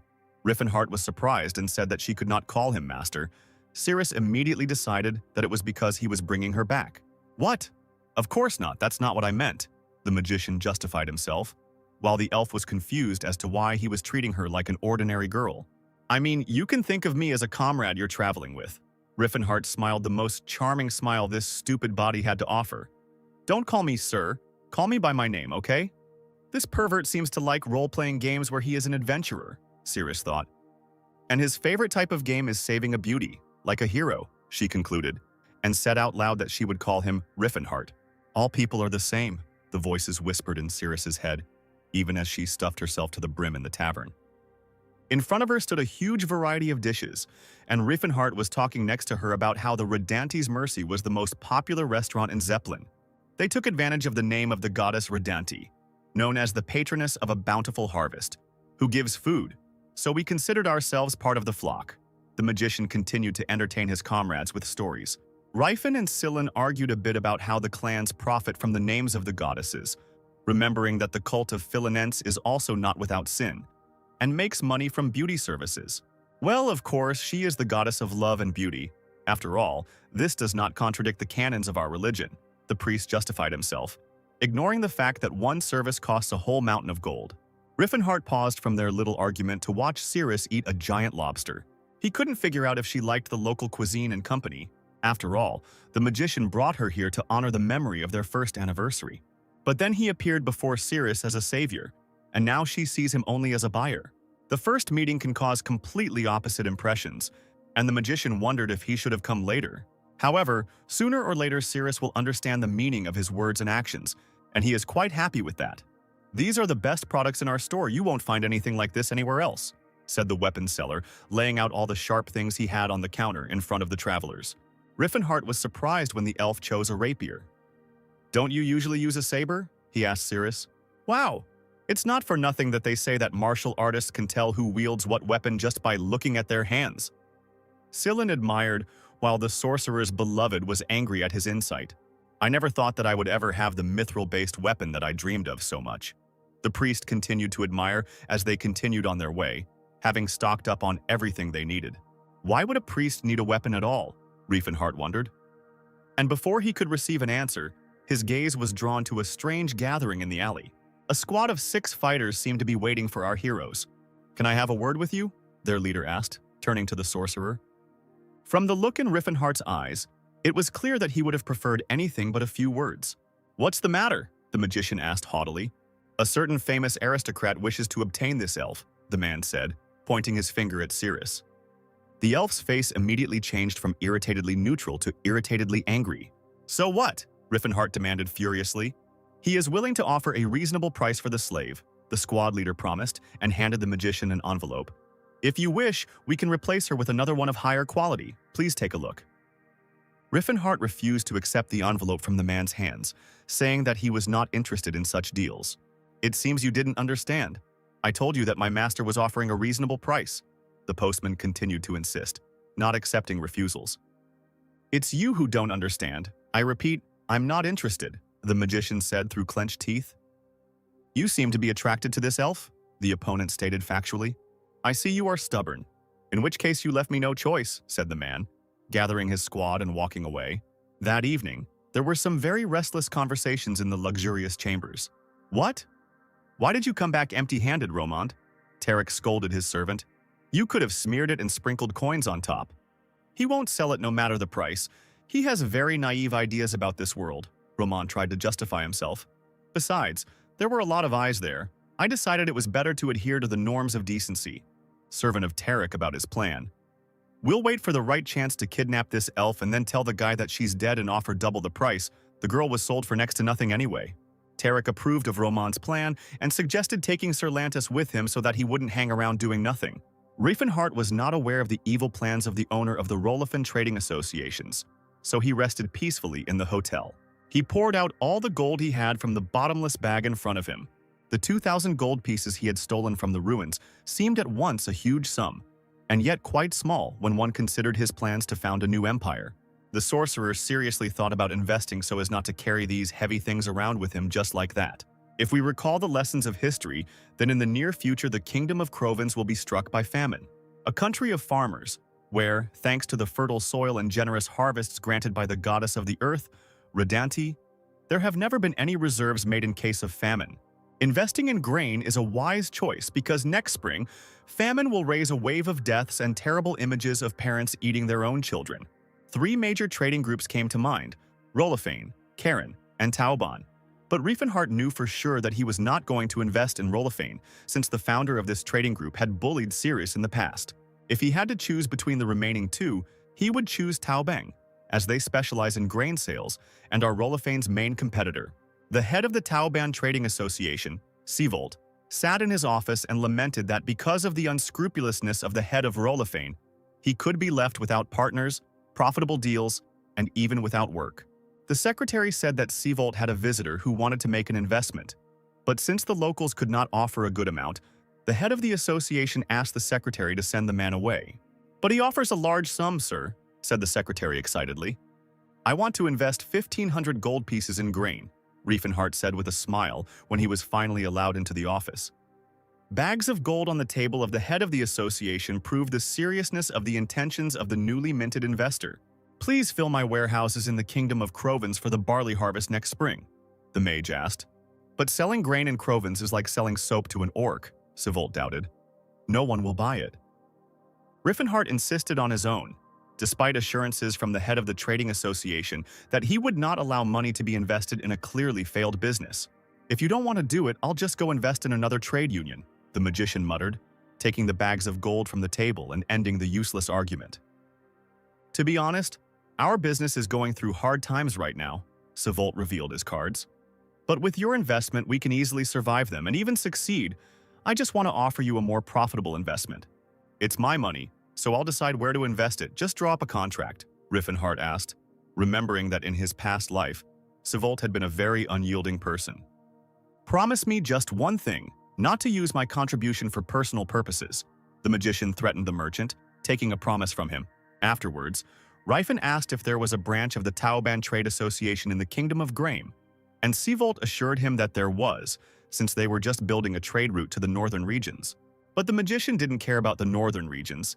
He needed a branch near the Magic Tower of Delphia, which, unfortunately, the merchant did not have. But the path to the branch in Ronta passed right through those places.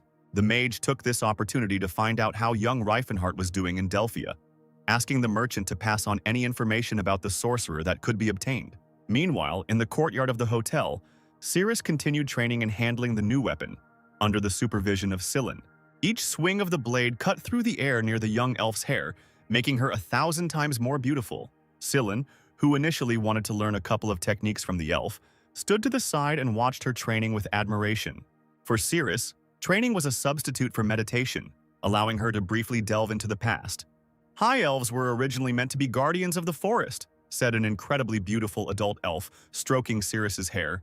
While the little elf lay on her mother's lap, she told her that they lived in eternal grace under the protection of the World Tree, Elfenheim, where every living creature is a friend, and the trees provide the elves with food.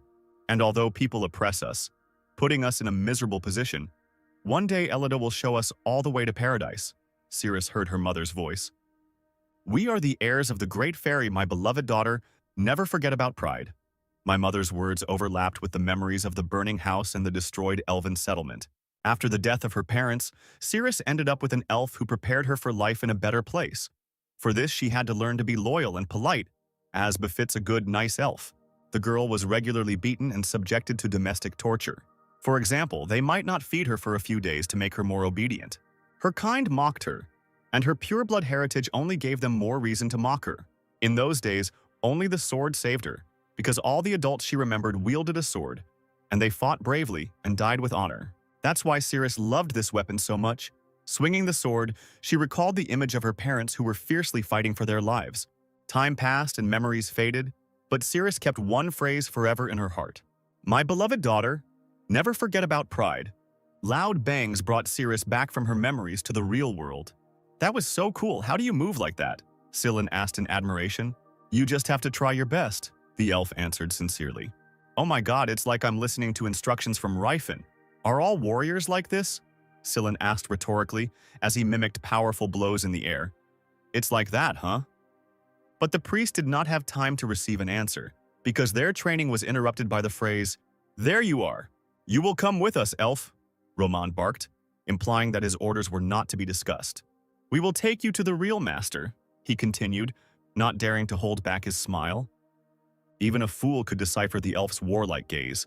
She had no intention of going anywhere with Romand.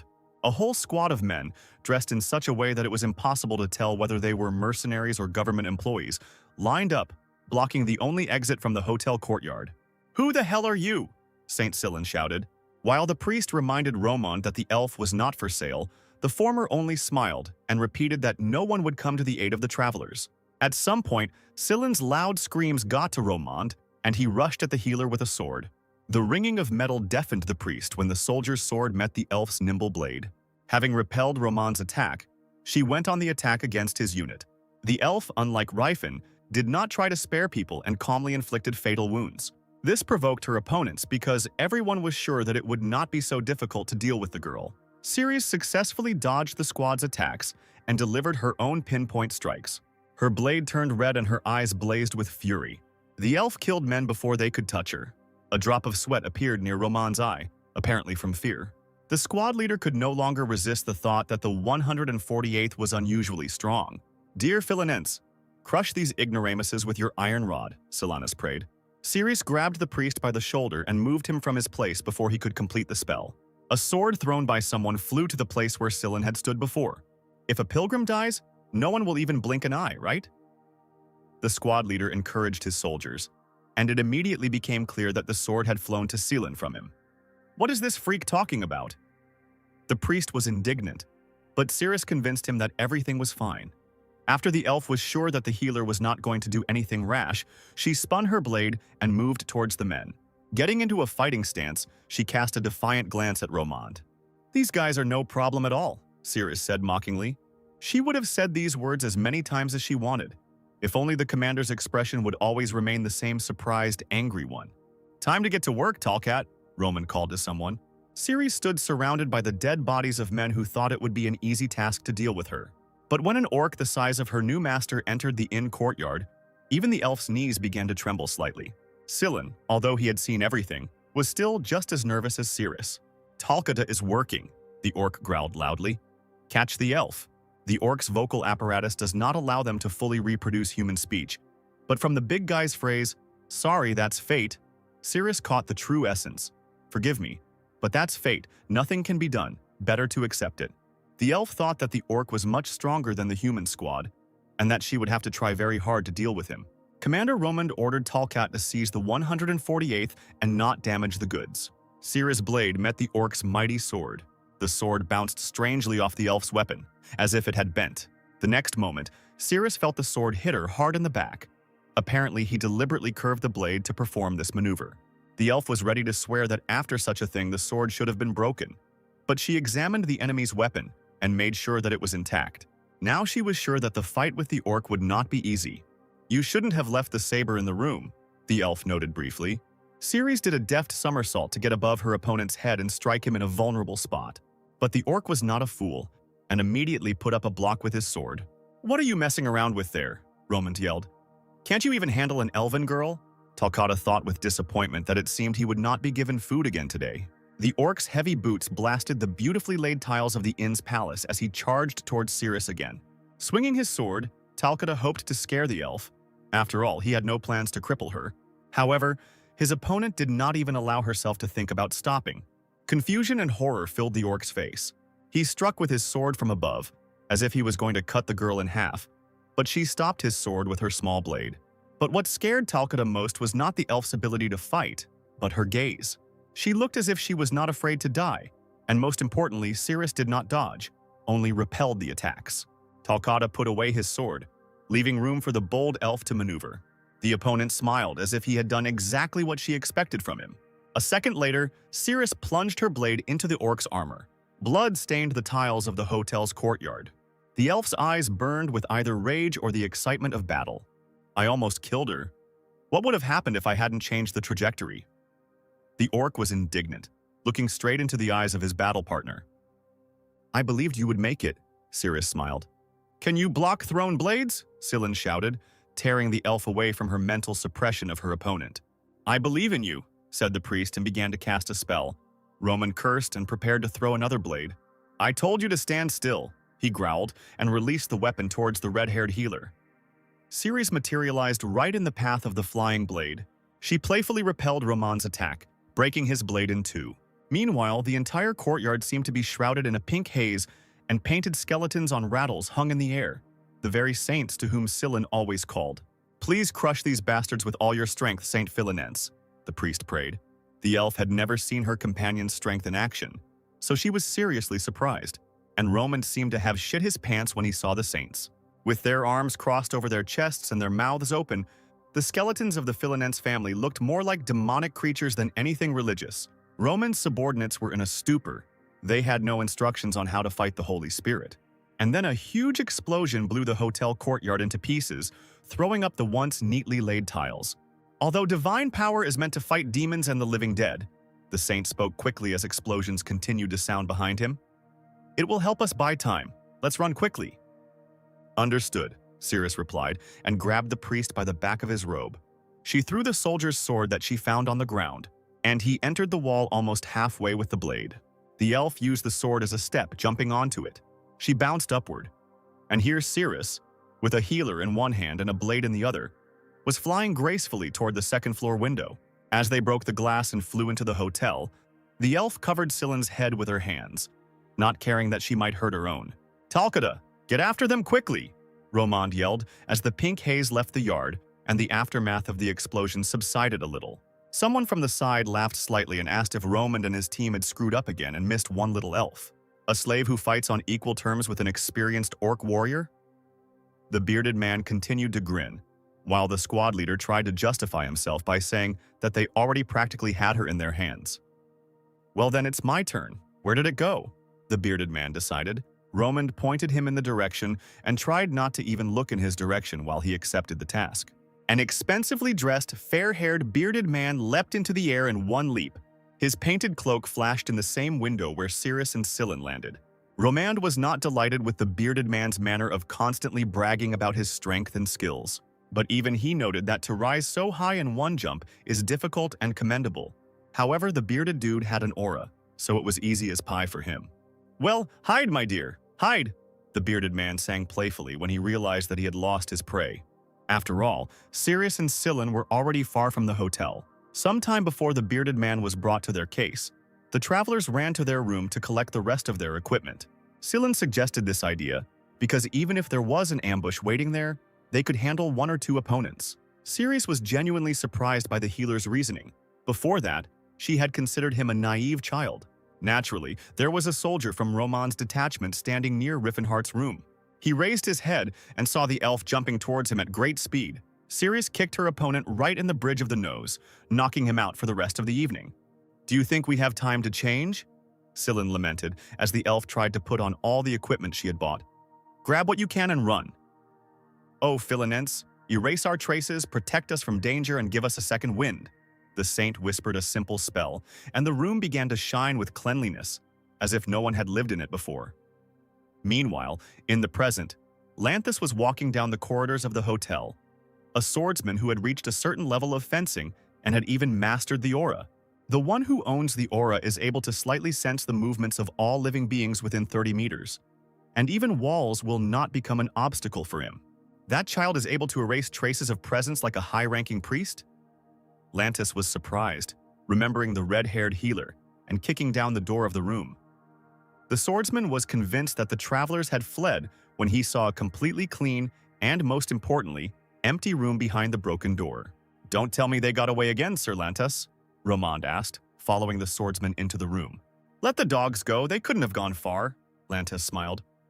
Meanwhile, the priest and the elf ran wherever their eyes looked, meandering through the courtyards and alleys of the city of Zeppelin. Ceres first suggested that they get lost in the crowd, but Scylla was sure that they should avoid people as much as possible, because no one would help slaves running away from their owners. "Even the Holy Order won't help us, now I understand why pilgrims die more often than flies," thought Scylla. But the prospect of giving in now and returning to the power of a strong lady, as frail as he was more frightening than the current chase. "If Mr. Riffen were here, everything would have been resolved already," lamented the priest. "Where the hell is he?" "We must find him at any cost," muttered Scylla, starting to cast a spell and ignoring Sirius's question about the master's true strength. "Oh, Philinense, have mercy, show us the thread of fate," the healer prayed. "See how painful our separation is and reunite us." Painting the city with pink lines before the travelers, a fork in the road of fate appeared. "Love can forge destiny from chance," Scylla explained to the elf. "A chance meeting becomes a destiny at the behest of love. A man meets a woman and says, 'Among the countless men and women of the continent, our meeting is like a miracle.' The probability of such an accident may be extremely small, but with Philinense's blessing, it becomes destiny. Actually, this spell is meant to find suitable matches, but we have a different goal now," Scylla thought. The priest praised Ceres, noting that she seemed stronger than Lelsia, the only elven assassin he knew.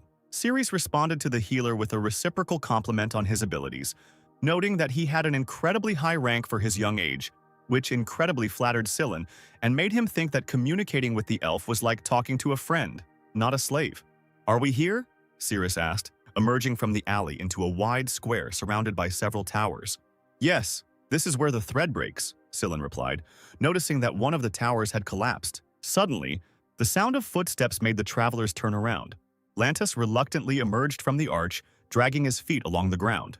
"This is not Mr. Riffen Har," Ceres remembered, covering the priest with her body. "I got caught, kids," said the stranger. "Thanks to you, I got a good workout." A bearded and expensively dressed gentleman moved towards our heroes and advised them not to run away anymore. But the elf herself realized that running away and exposing their backs was pointless. She needed to give battle immediately and leave quickly, having defeated her opponent. Ceres struck with her blade, but the enemy managed to dodge. "These aren't beginner skills, you're quite talented," Lanthus said, appearing behind the elf. He continued to talk about her must have been training hard and her successes as Ceres continued to make more and more attacks. The elf kept thinking about who this rich and impudent gentleman could be. "Oh, Philinense, grant your servant the courage of a lion," the priest asked, thinking the same thing as Ceres, that with such skills a man is known in the world of knights or swordsmen. "Fill the hands that grip the sword with the strength of giants themselves. Let her gaze become like an eagle's, and her legs become like those of a bull, so that she can crush the enemies on her way." Scylla finished his prayer. "A holy strike?" Lanthus was surprised. To cast so many holy spells at once is not even the level of a high-ranking priest, but a bishop level. I'm quite famous in the south of Vasily, if you want to know, Scylla boasted and encouraged his battle friend, directing her into battle with the consecrated sword. With the priest's blessing, you have changed beyond recognition. Lantis tried to distract the elf with conversation, delivering a critical blow. The blessed sword cracked and shattered into pieces all over the area. Ceres gripped the hilt of the cracked sword and looked into the eyes of her opponent. "But you got too carried away while I was playing with you," the swordsman said disappointedly, and struck the elf, letting her blood stain the pavement. Scylla turned pale and noticed that the aura was coloring the air around his opponent. "Who would have thought that a slave would force me to use aura?" Lantis muttered. "What is a swordsman with an aura doing here?" Scylla was indignant, trying to help the wounded Ceres. They can live anywhere in luxury, he thought. Hiring one to capture a slave is like using a dragon to light a furnace.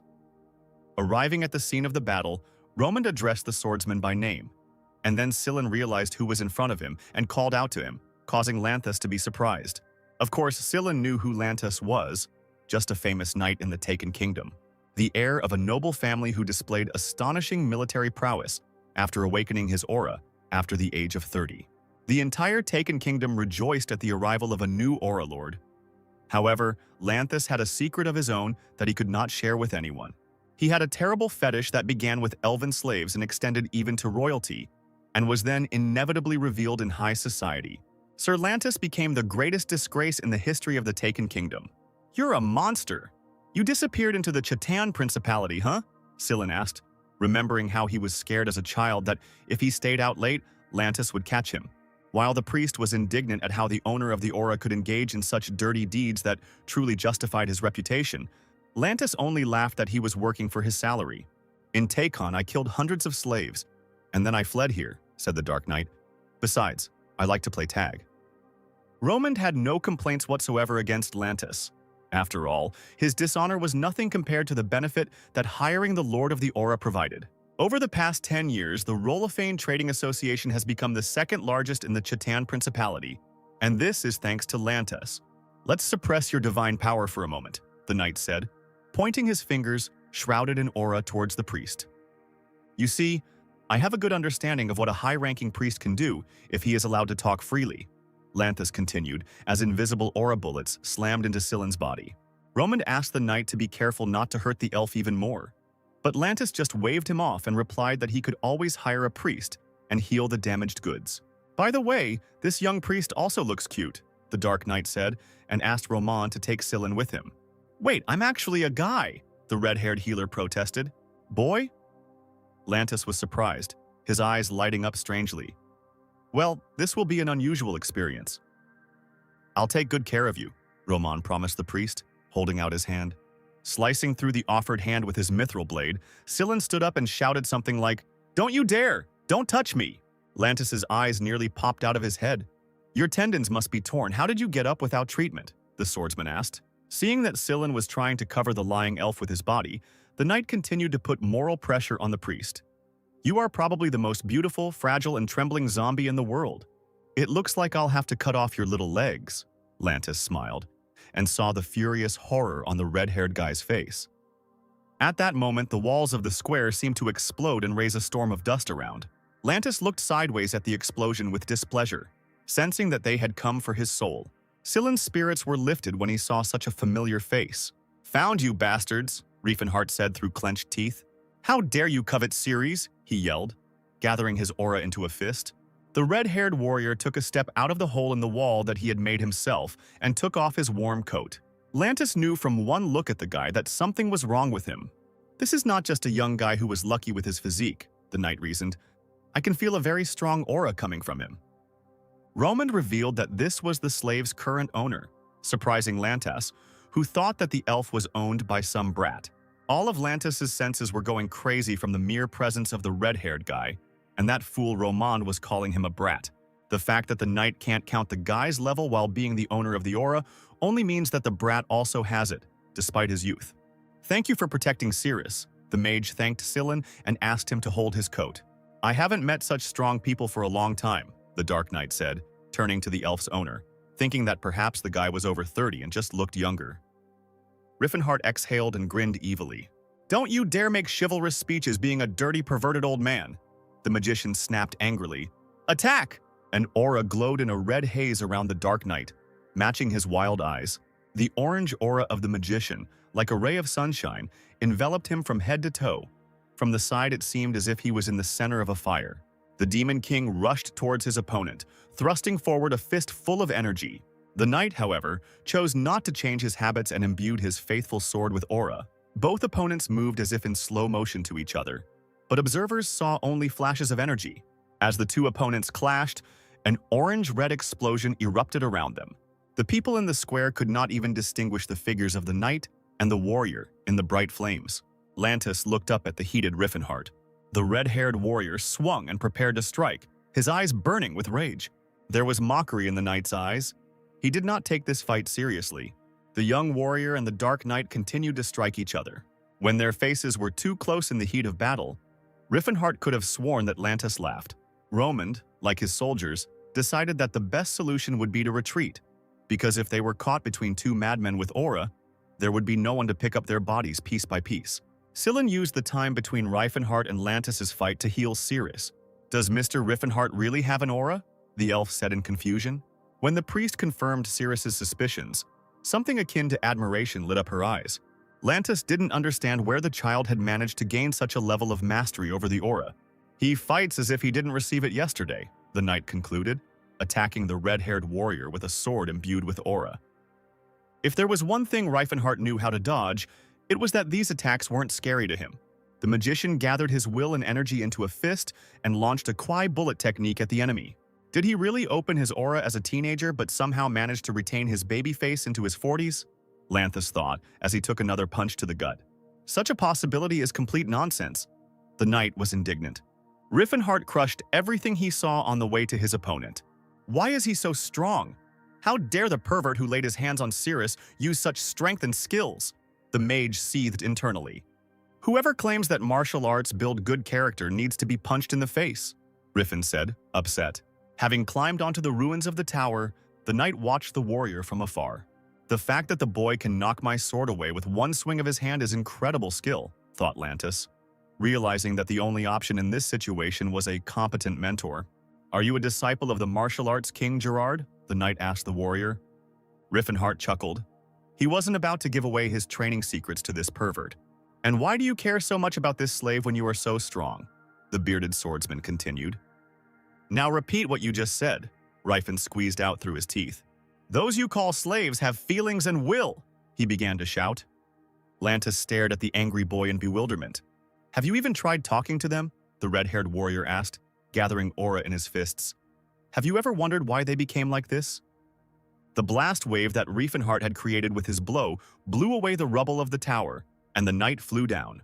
"I have no idea what you're trying to prove," Lantis replied, attempting an airborne attack. The magician thought that this was a typical human reaction, the unshakable belief that any creature other than man is second class. This idea was too ingrained in the minds of mankind. And how are humans any better than elves that they allow themselves to subjugate them? Riffen Har continued to ask, knowing that humanity could clearly see how representatives of other species cried and laughed, but still refused to admit that they had feelings. It's natural that we, being the pinnacle of evolution, make them slaves. The knight tried to reason with his interlocutor. Who are they if not slaves? Lantis's voice echoed in Riffen Har's head. Why should the descendants of great spirits bear such a heavy cross? The magician tried to convey his thought to the knight for the last time. Does it really not even occur to you that if people were not at the helm, they themselves could very well become slaves? He shouted and delivered one of his signature blows. Lantis was unable to withstand such aura and fury and flew to another part of the square. When humans enslaved the orcs, humanity celebrated their victory with gusto. When they deprived the dwarves of their will, they also had fun and laughed. And when they subjugated the elves to their power, they enjoyed the triumph. Such is human nature. If you allow slavery to exist, Riffen Har yelled, be prepared to become a slave yourself one day, he finished, falling on his opponent's head from the air. Are you crazy? Do you really think that elves are equal to humans? The knight replied, not paying attention to the fact that the last blows had knocked the spirit and blood out of him. Riffen Har took a long run up to strike. No Ceres is a slave, he shouted, approaching his opponent. Lantis managed to dodge, and Riffen Har's blow landed on the wall of another tower. As long as the slave system flourishes on the continent, even people who are unfortunate enough to be weaker than others are part of it, the mage continued to reflect. Defending an unjust ideology will always backfire. Only the stupidest people don't understand such basic things. If this vicious circle is not broken, Riffen Har was having an internal monologue, but he was not distracted from the battle, and having gained a huge amount of aura, he kicked the enemy in the chest. If we don't try to change the false ideas, one day everyone will live in fear, the mage thought, as Lantis crashed face first into one of the stone walls. Beads of sweat were running down the knight's face. It was clear that the battle had really exhausted him. The young warrior looked like he was ready to fight for another couple hundred hours. This must be fixed, Riffen Har concluded his internal monologue. I will put an end to this at any cost. The Demon King grabbed the pervert knight and began to slam his head against the wall. Lantis's head left cracks in the wall. Each time they grew wider and wider, and then bricks began to fall out. In the end, Riffen Har threw the knight out of the square through the hole his head had made. Let Lantis continue for several spans and end in the wall of one of the last surviving towers. I will change this, no matter what, Riffen Har declared, not paying attention to the fact that part of his monologue remained only inside his consciousness.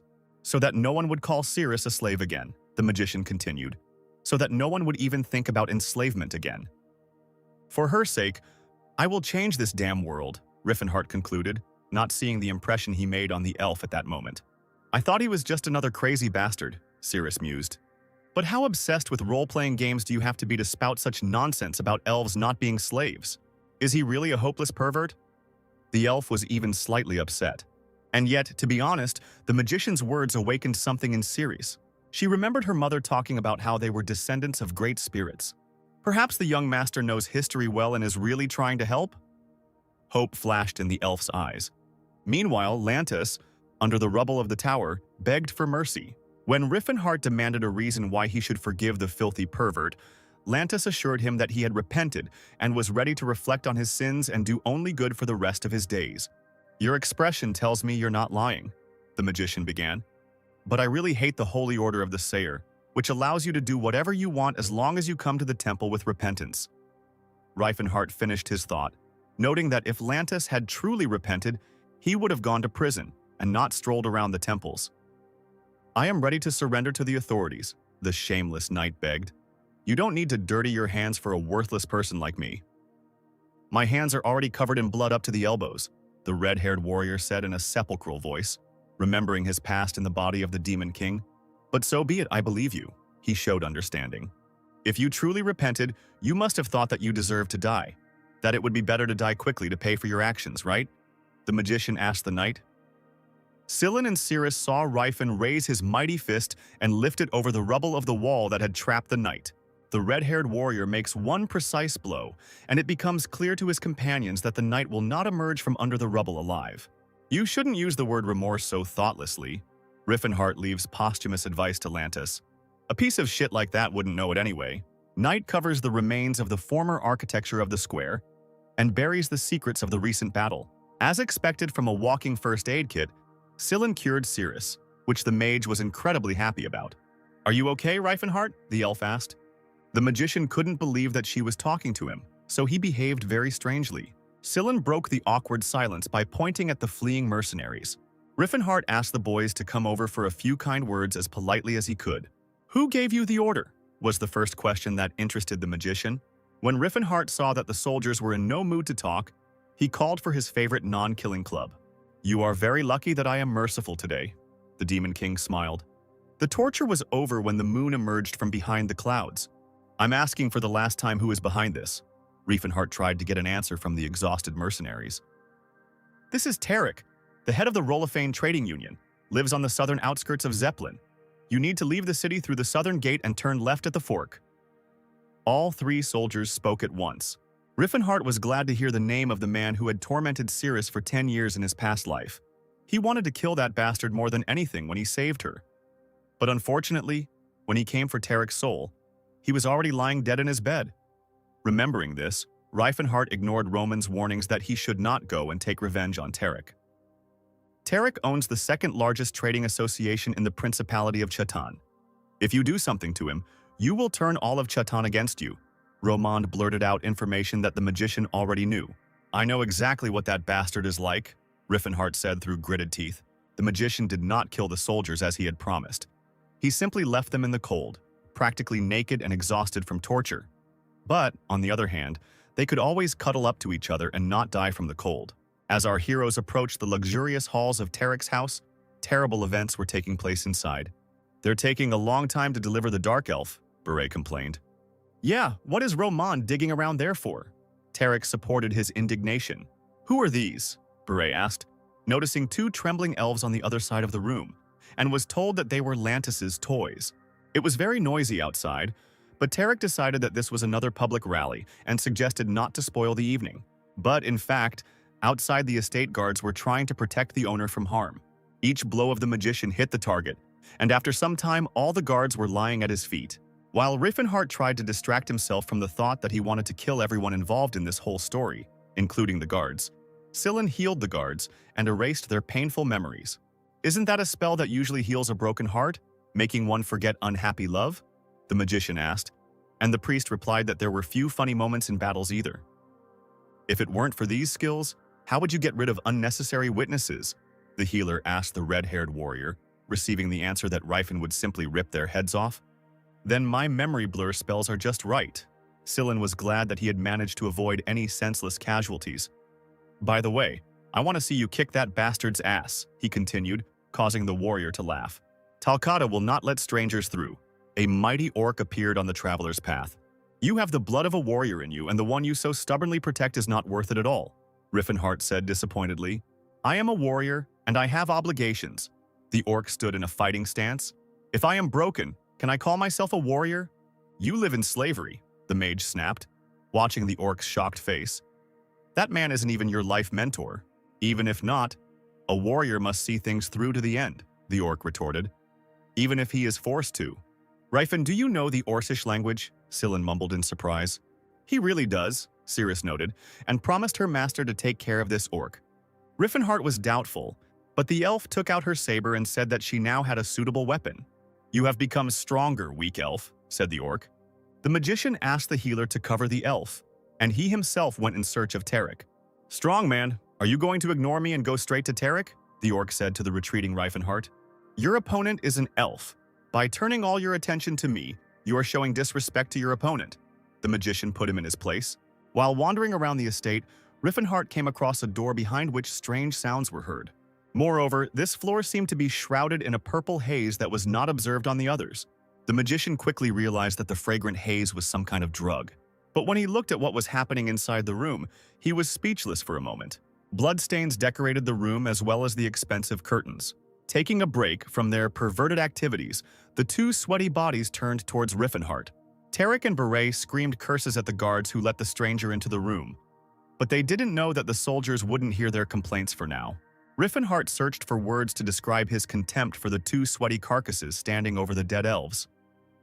"I've seen a lot of shit in my life, but you certainly won't get away with this," he roared as soon as he felt able to speak again. The box containing the drug continued to emit purple smoke. Fat bastard. Tarek must have gotten really high because he kept asking Riffen Har, "Who are you?" and calling security. Anger finally enveloped the magician when he looked again at the bloody mess on the bed.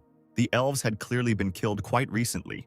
What they had done with the corpses of these noble creatures up until now was beyond Riffen Har's comprehension. Why are there so many people in this world who shouldn't be left alive?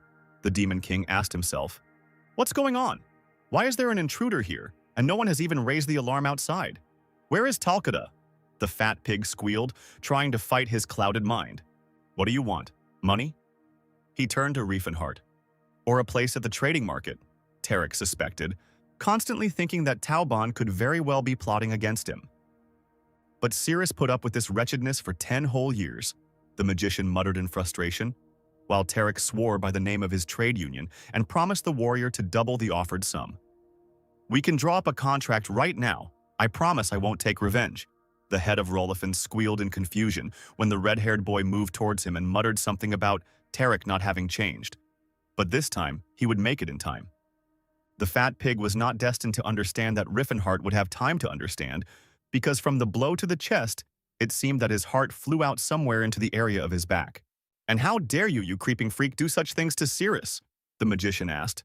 But the current Tarek had no idea who this Cirrus was. Baretu was left to watch as his comrade was brutally beaten to death by some young boy. Maybe what is happening now seems unfair to you, but now you understand how those who died by your mercy felt, Riffen Har said, sending Tarek on his final journey. The head of the Rolfane Trading Association lay on the floor of his luxurious room, unable to take another breath, choking on his own blood. Murderer! Beret attacked Riffen Har, only making the mage laugh, since he only heard such an insult from a murderer. Beret denied his sins and claimed to live a righteous life. Scylla and Cirrus arrived at the room in the midst of an altercation between Riffen Har and Beret, each claiming that the other was the killer. They then saw Tarek's brutally mutilated body on the floor. This is very cruel, was all the elf could say. Those bastards deserve worse, Riffen assured her, and Scylla agreed with his statement.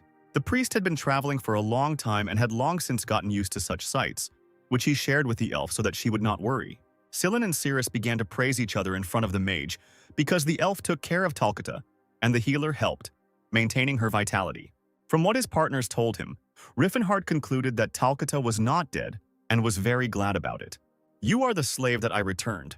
Beret came to his senses. Are you the one who kills children? Cirrus asked, watching as Scylla tried unsuccessfully to help the elves. Your pathetic life won't be enough to calm this child's soul, but, said the usually silent 148th. It's the least I can do, she continued, allowing Beret to see his own reflection in the surface of her sword. Red drops splashed onto the room's purple wallpaper, creating a unique pattern of sin. Help! Beret reached out to the mutilated slave. The sword pierced his body as quickly as his soul left him. Don't you dare touch her with your filthy paws, Cirrus ordered, thrusting the sword deeper so that the freak wouldn't be able to recover. Riffen Har looked at his beloved with sympathy, not imagining how he could shield her from the pain that humanity had inflicted on her. A little later, but still in the dark night, something was happening in the snowy forests. First, the fire became visible, causing the snow on the trees to melt. And then it became clear that elves and orcs had gathered around the fire. Talcata, at Cirrus' request, counted all the orcs and elven women around the fire, and noted that since Talcata's sword was bent, Cirrus' master was now his master. Scylla was surprised that there were only elf girls and orc men around the fire, but Cirrus assured him that this was normal, since they were the ones who were in the greatest demand. The elf took a break from her conversation with the priest to watch the father and daughter reunite. Cirrus thought back to Riffen Har's fiery speech about slavery and doubted her first impression. Sorry to keep you waiting. The magician immediately appeared from the forest, as if he sensed what the elf was thinking about him. Scylla inquired what had delayed Riffen, and it turned out that the young warrior was looking for slave contracts and the seal of the head of the Rolfane trade union. The magician practically bragged that he found the documents in the safe when he broke through the wall of the office. Scylla, in his usual way, devalued his partner's achievements, calling his methods barbaric. Riffen Har lost his temper and said that he hadn't heard the word barbarism for 50 years, and immediately regretted it, because he had attracted the attention of his already suspicious partners. So why did you bring these contracts? Scylla asked, deciding to change the subject. Listen up, everyone, Riffen Har shouted instead of answering. If you don't like being slaves, I'll free you right now. What will you choose? There was some discussion among the elves and orcs. They did not understand the orders of the new master, and what this offer of freedom meant. The priest also did not understand what was happening. So he asked the magician whether he was going to resell the slaves, to which Riffen answered negatively. Are you going to settle down and give up the life of an adventurer? Scylla asked disappointedly. The seal of Rolfane on the slave contract means that they will no longer be slaves of Tarek, the mage explained, ignoring the priest's question. It is necessary to protect them from persecution. Riffen Har thought that freeing these boys, who had neither a home nor the will to fight alone, was just his personal whim. But it was like exposing them to another kind of danger. They needed to be trained. The night streets of Zeppelin were preparing for dawn, and did not know what news would fall upon them in the morning. Mr. Riffen Har, aren't these the slaves of the head of Tarek? Seavolt asked, thinking about how the young master had managed to buy them all up. You'll find out a little later. I hope you can take care of them secretly, the magician asked, leaving his interlocutor no chance to say no. Very interesting news awaits you tomorrow morning. But you will have to establish the truth in this matter yourself, Riffen Har baited. And if our secret is revealed, you alone will be under suspicion. Why are you so worried? This is a normal thing for me, the magician reassured Seavolt. Riffen Har poured out 100 gold coins on the table in front of the head of Tao Bang, and said that it was for expenses for the first time. There is one place on the outskirts of Zeppelin, No one will know anything if I leave my people there with the slaves. Sivolt, who had been stunned until then, finally spoke up, taking the gold into his hands and admitting the thought that his interlocutor had robbed Tarek himself. And make sure no one touches them or treats them like slaves, Riffen Har ordered harshly. But the leader of Tauban did not argue, only agreeing that it was natural, considering how obsessed owners were with their property. The magician also asked that the money he donated be used to teach his slaves, but not the things that the pervert Tarek taught them. He talked about counting, languages, history, philosophy, and medicine, whatever he could. Why go so far as to give full lessons to slaves? The head of Taobang stared at his interlocutor in confusion. Reifenhardt assured Sivolt that the better trained the slaves were, the more useful they would be to their master. But the leader of Taoban believed that they were incapable of absorbing such knowledge. Agreeing with Riffenhardt's point that he had already made the payment, Sivolt said that he would try his best, but it would be difficult, as the mentors would refuse to train the slaves. Yes, I know very well how arrogant mentors can be, the sorcerer confirmed Sivolt's fears. The mentors will probably have students, and among them there will be commoners who need money, so we'll connect them. Reifenhardt suggested a brilliant way out of the difficult situation. Sivolt tried to object that the students in training did not have sufficient qualifications to teach, but the sorcerer convinced him that he did not expect anything special, and the basic knowledge was quite suitable for initial training. The owner of the trading association decided not to argue with the investor and agreed, although he expressed his opinion that slaves were unlikely to be able to absorb information. Teaching them was equivalent to trying to teach a cat or a dog to count. There's nothing so wild about training slaves, Riefenhardt thought with disappointment. In his past life, someone had come up with the idea of slave literacy even before he had thought of it. But the cream of society, who were mostly slave owners, flatly rejected this idea for roughly the same reasons that Sivolt expressed. It all stemmed from the ingrained belief that all races other than humans were worthless. But Riffenhardt believed he could turn that belief to his advantage. But to be honest, the reason slaves are not trained is because it is a preventative measure to prevent slaves from rebelling. Once the slaves start getting an education, even Sivolt will be surprised at how much they understand. And then he will start teaching his own slaves. The sorcerer chuckled in his own thoughts. After all, it is convenient for a slave owner when his slaves are more capable than others. If all goes well, then the education of slaves will become a trend and spread across the continent. The trend will help change the way people think. And this is exactly what Riefenhardt wanted to achieve in his past life. But the sorcerer was in no hurry to rejoice. Everything is just beginning. And so, after successful negotiations with the Taoban Trading Association and the rescue of several hundred slaves, our heroes finally returned to the hotel. Silan, do you have any money? Riefenhardt asked through clenched teeth, feeling terribly awkward. I suddenly gave all my money to Sivolt because I didn't take into account the transportation costs, the magician hastened to justify himself. Maybe I should return these clothes. Cirrus suggested a good option. No, you don't have to do this, Riefenhardt protested instantly, blushing even more than before. The elf laughed loudly, and her comrades did not even suspect that this was the first time she laughed since becoming a slave. The next morning there was a commotion in the capital, the news spreading at the speed of light. The head of the Rolofane Trading Association, Tarek, and the head of the Karen Association, Beret, were found dead. The estate workers were questioned, but none of them could remember anything clearly, and discrepancies in the testimony of witnesses indicated that the case was hopeless and the criminal was unlikely to be caught. Fast forward 2 weeks with our heroes, and the first thing we see is a devastating explosion in some dungeons. Dear Philinense, I ask you to sprinkle these lost souls with purifying light. The priest reads the prayer. Philinense, take this soul into your arms. Silan continues to attack with divine providence and knocks another undead creature off its feet. Ceres also does not stand aside, gracefully smashing the skulls of enemies with his sword. Riffenhardt watches his partners work and is surprised by how well they work together, not paying attention to the fact that he is being hit from several sides with swords by several dozen skeletons.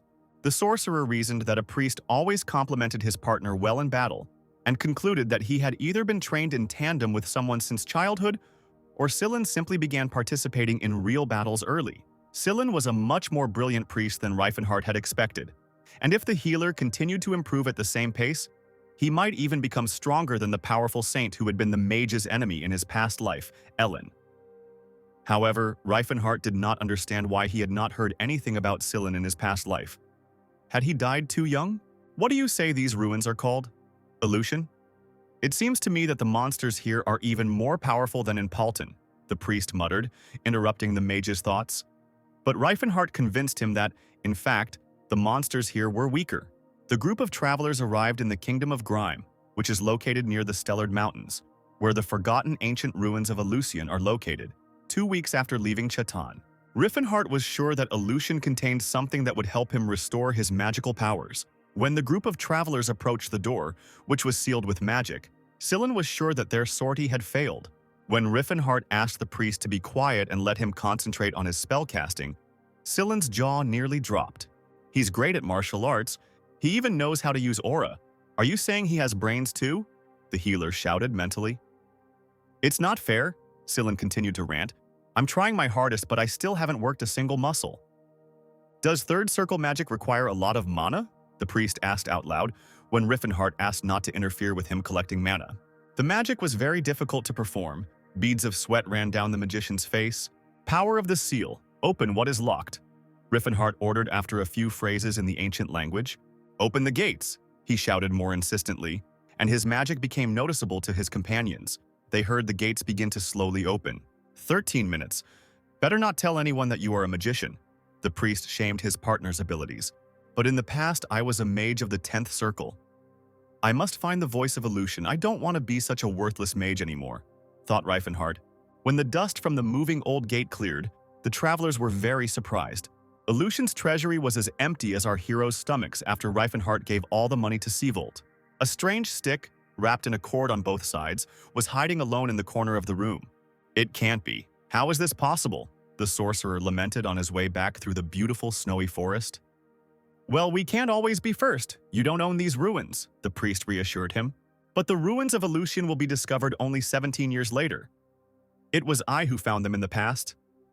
The sorcerer mentally fumed, convinced that the future was changing. Although we did get something, I think it's a good artifact. Sillin continued his encouraging speech, pointing to the stick in Ciri's hand. It was the magical bow Nihilin, which shoots arrows from mana and, depending on the concentration, can fire several volleys at once. It looks like an ordinary stick, but in fact it is a branch of the Tree of Life. Elfenheim. Ceres fired a shot and blew the nearest tree to pieces. How do you like Ceres? The priest asked. But he could already see from her eyes that it was an excellent thing. Sillin tried to get the mage to tell him how he knew that the stick was Nihilin, but Riffen Har couldn't tell him that it was Ceres's main weapon in her past life, so he just said that he had heard about it before. Okay, there are still plenty of unexplored ancient ruins on the continent, so don't get upset. The healer still didn't lose his optimism, but the sorcerer knew that Illusion's voice had no analogs. Only with this artifact could he supplement his powers. Here is the village of Gahalan. I want to taste food cooked by someone at least once more, said the red-haired guy when they came out onto the mountain cliff and saw Gahalan located below. Everyone agreed with the priest's statement, so the first thing our heroes did when they arrived in the village was go have lunch. It's great that you eat well. Are you sure this food will be enough for you? The hostess fussed, watching as the travelers pounced on the laid table. The tavern owner was glad that her guests liked her food, because last week a cheeky group of knights from a noble family had stopped by and criticized all her dishes. I think they said they wanted to explore some ruins, she said. But Riffen Har immediately seized on the innkeeper's phrase. Can you tell me a little more about them? The red-haired warrior asked, offering silver, but the hostess politely refused. A week ago, Viscount Kelberin showed up here with a group of explorers, all of them seemingly above his status, she recalled. There was even a knight dressed in gold among them. Quite an interesting gentleman, beaming from head to toe. The woman got carried away. And he was nice in himself. When Riffen Har heard the words golden armor and sword, only one person came to mind. The Golden Knight of the Kingdom of Grime, the Count of the Tennis family. Let's move to a majestic fortress surrounded by forest, where an interesting dialogue was taking place in the dining room at sunset. You are amazing, Sir Jesus, the interlocutor praised the knight. You destroyed all those monsters in the ruins. As expected of the Golden Knight of Grime, he continued, ignoring the knight's remark about his own merits. The opportunity to bear witness to your exploits is already an honor for me. Don't worry, Viscount Kelberin. A third of the treasure is yours, as agreed, said Jesus Tennis, commander of the Tennis family knightly order, with a grin. The sun was inexorably creeping down, as if trying to hide behind the mountains and leave the castle in complete darkness. I have had the honor of fighting alongside you. Who cares about treasures in such a situation? I don't mind if you take it all for yourself, the Viscount assured the knight, confident that he had more than enough money, but that establishing connections with Sir Jesus would be much more useful. The knight asked his interlocutor what he had done with the adamant and orichalcum he had found, and received the answer that weapons had been made from them. As expected from the Kelburn family, famous for mining, you must have many talented dwarves, Yasis said, raising a glass of wine to his lips. But these are trifles, the Viscount convinced the knight, and hastened to introduce him to his daughters, who had already arrived. I know you're not married. I just thought it would be worth introducing you to each other. The Viscount chuckled coquettishly, looking at the knight's irritated face. Jesus expressed his unwillingness to communicate with any women other than his wife, which reinforced the rumors that were circulating about him, and the Viscount hastened to find out whether the knight's younger brother needed a wife. The sound of a broken glass pierced the dining room, and the eyes of the castle owner widened when he saw blood streaming down Jesus' hands. The knight's eyes seemed to be as bloodshot as the napkin on the table. I have no younger brothers, Yasis said, as if threatening Kelburn. I'm sorry, I made a terrible mistake, the Viscount said, stuttering and unable to hide the horror on his face. At that moment, a servant burst into the dining room with a loud cry and reported that one of the artifacts had summoned a demon. A terrifyingly large monster with a blade extending from its arms was Suffician. Suffician's lower half was horse-like, making him look like a centaur, but a fashionable one who likes to wear human skulls as a belt. The soldiers flew back in different directions from his blows, not having time to inflict damage on him. There was a summoning artifact there? The knight wondered, looking out the window and watching the battle unfold. That dumb bastard, Jesus muttered, replacing the mask of indifference on his face with anger. Beware of the monster's sword. The commander of the fighting squad gave orders. Get the civilians out immediately and line up. The black-haired guy was walking right in the direction of the battle and heard the commander's instructions that the magicians should go to the rear and the knights should raise their shields. Passing by his already wounded comrades, the knight stared stubbornly at the floor and grabbed his sword. The mages on the battlefield called upon Arius, the god of ice and wind, to aid them. 3 sorcerers erected a huge wall of ice in front of the monster. The swordsman watched from the walls of the tower as Suffician found himself trapped in the ice and looked scared. Excellent. Now his legs are shackled. We await further instructions from the commander. One of the knights in the attack positions rejoiced, who did not see that the ice did not shackle the monster, but only fenced it off. What are you doing, Russ? The commander yelled at the young man eager to get into battle. Vile demon! No enemy can withstand the onslaught of Tennis' sword. The same black-haired guy shouted and rushed towards the enemy. He made a great leap, raising his sword above himself to bring it down with all his might on his opponent. Suffician noticed the boy out of the corner of his eye and growled in displeasure. Russ put all his strength into the punch. The hero's sword dealt damage to the monster, at least that's what it seemed to Russ. The black-haired guy landed and looked at his still-living opponent in bewilderment. Suffician wasted no time in bringing one of his blades down on Ras. The guy managed to put up a defense with his own sword, so it was he who flew into pieces, and not Russ's head. Idiot! The commander shouted as the force of the blow sent Russ flying behind him. The boy was already bleeding and was barely alive, while the monster didn't even scratch after his attack. Russ came to when he was hit by an inexplicable wave of heat. The shining blow broke the monster's icy bonds and rushed straight into the monster's chest, causing significant damage. Russ sat in a daze, watching the ice chunks fall, and was surprised when his brother approached. Leave, Sir Lot. Better continue to support the bonds, Jesus ordered the knight who had been in command up until then. The commander is in place. The soldiers rejoiced when they saw the fair-haired knight. Who do you dare call brother? He turned to Russ. Great knights of tennis are not born from the belly of a stray dog. Pain and resentment appeared on Russ's face, and it seemed that the soldier was about to burst into tears. Suffician is a demon that knights without an aura will never be able to deal with, Grima's golden knight said with a grin, throwing a huge golden sword over his shoulder.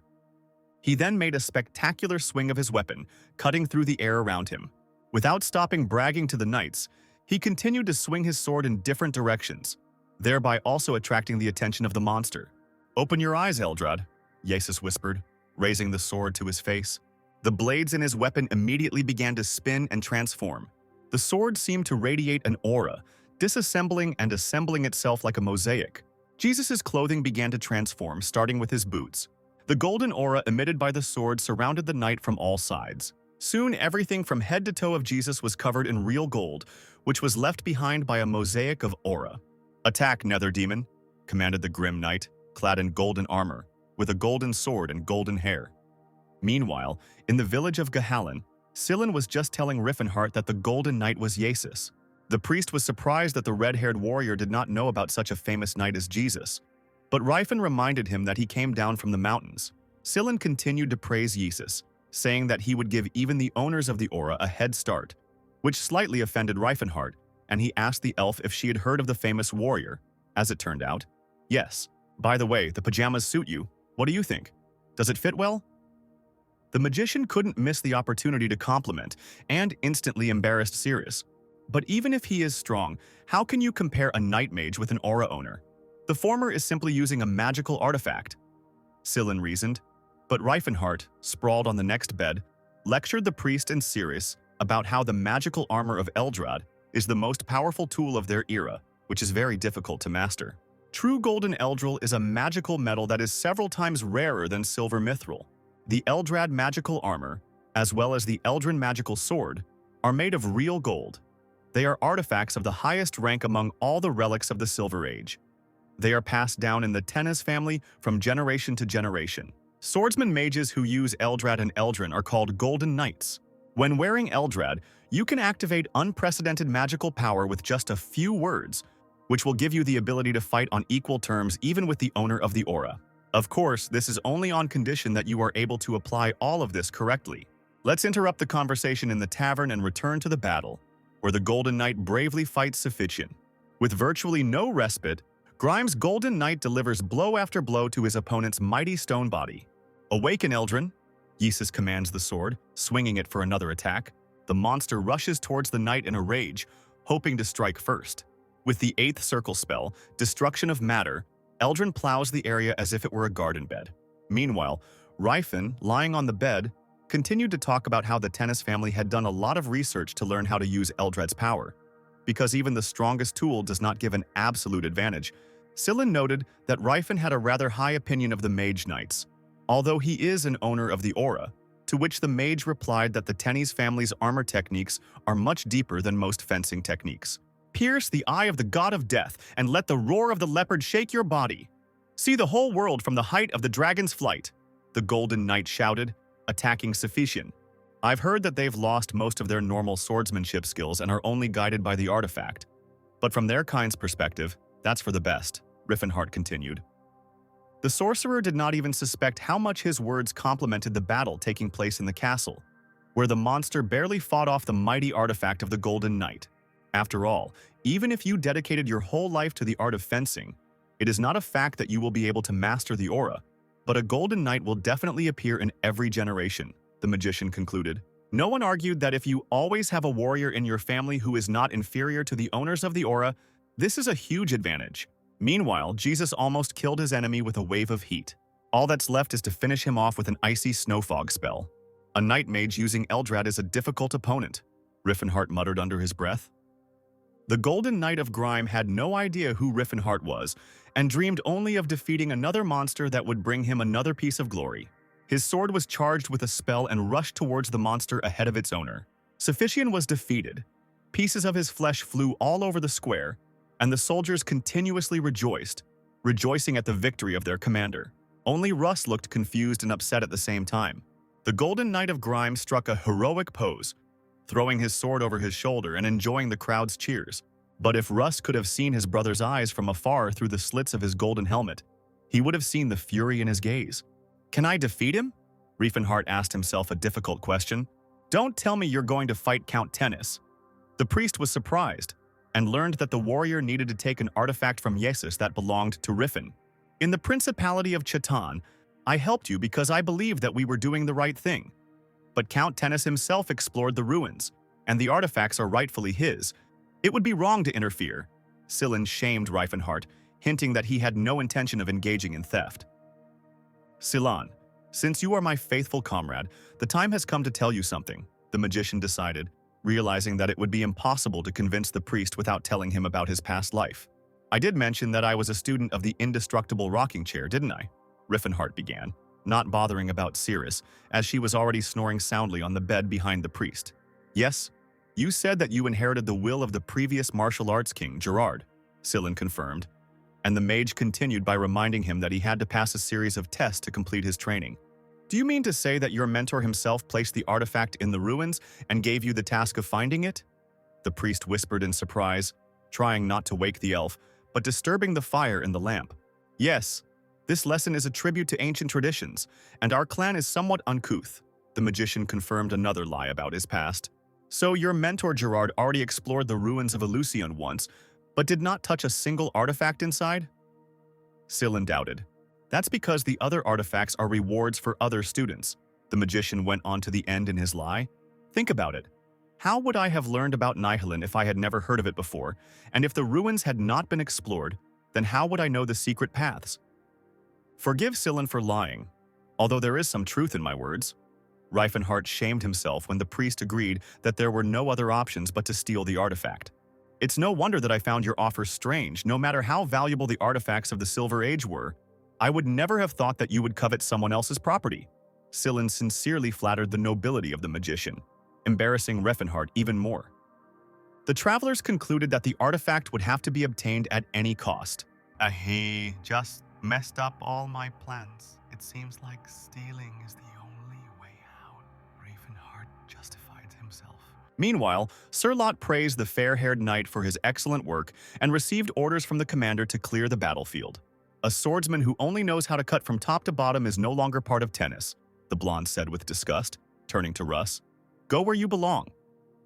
"No matter what you think, I will always be tennis's swordsman," the black-haired boy replied with tears in his eyes.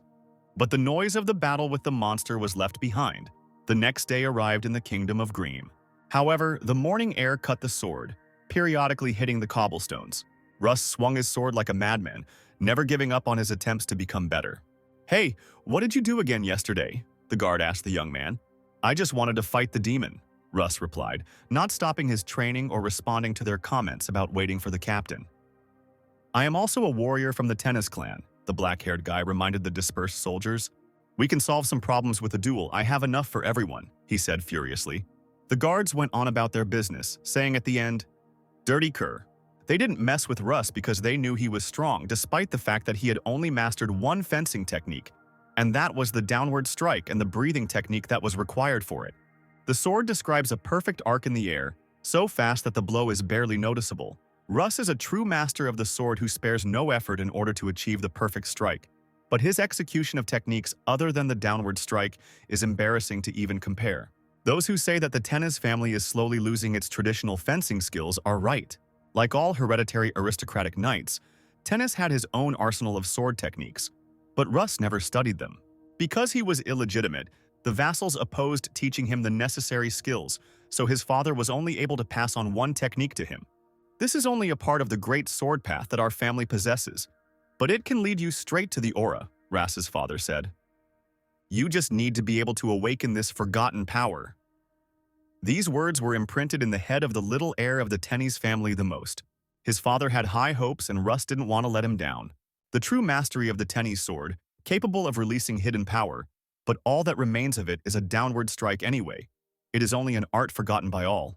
Jesus spied on his brother's training through the window and generally reasoned the same, that all that was left of the art of wielding a sword was a downward strike. But unlike Russ, he was pessimistic and believed that the lost knowledge could not be returned. You're just an idiot, the knight cursed at his brother once again, even though he couldn't hear him. And yet, as I thought, this cretin is a genius, Jesus concluded to himself. If Russ, tired from training, could hear his words, he would be very surprised. The black-haired boy was exhausted, and while his brother was arguing about his own, he was screaming from fatigue and rage, but he continued to train. It doesn't matter how the rest of the day went in the kingdom of Grime, what matters is what began with the coming of night. Wearing a mask and cloak, Riffen Har jumped over the fence into the royal territory, mentally whining about having to deal with all this crap after being reborn. The mage was surprised by the huge castle of Viscount Kelbrin, but then remembered that he had made a name for himself in the mining trade, which meant that this was another job well done by the dwarves. Riffen Har noticed 3 guards on the way to the castle gate. Sorry, he muttered, and knocked out all 3 with one blow. I don't understand, Lord, there is already a golden knight in Grime. So what are we needed for if no one will dare to approach him anyway? Another soldier lamented, talking to his partner. It's just that the knights of the capital also know how to walk around in shining armor, the second soldier reasoned, when they both noticed a strange noise.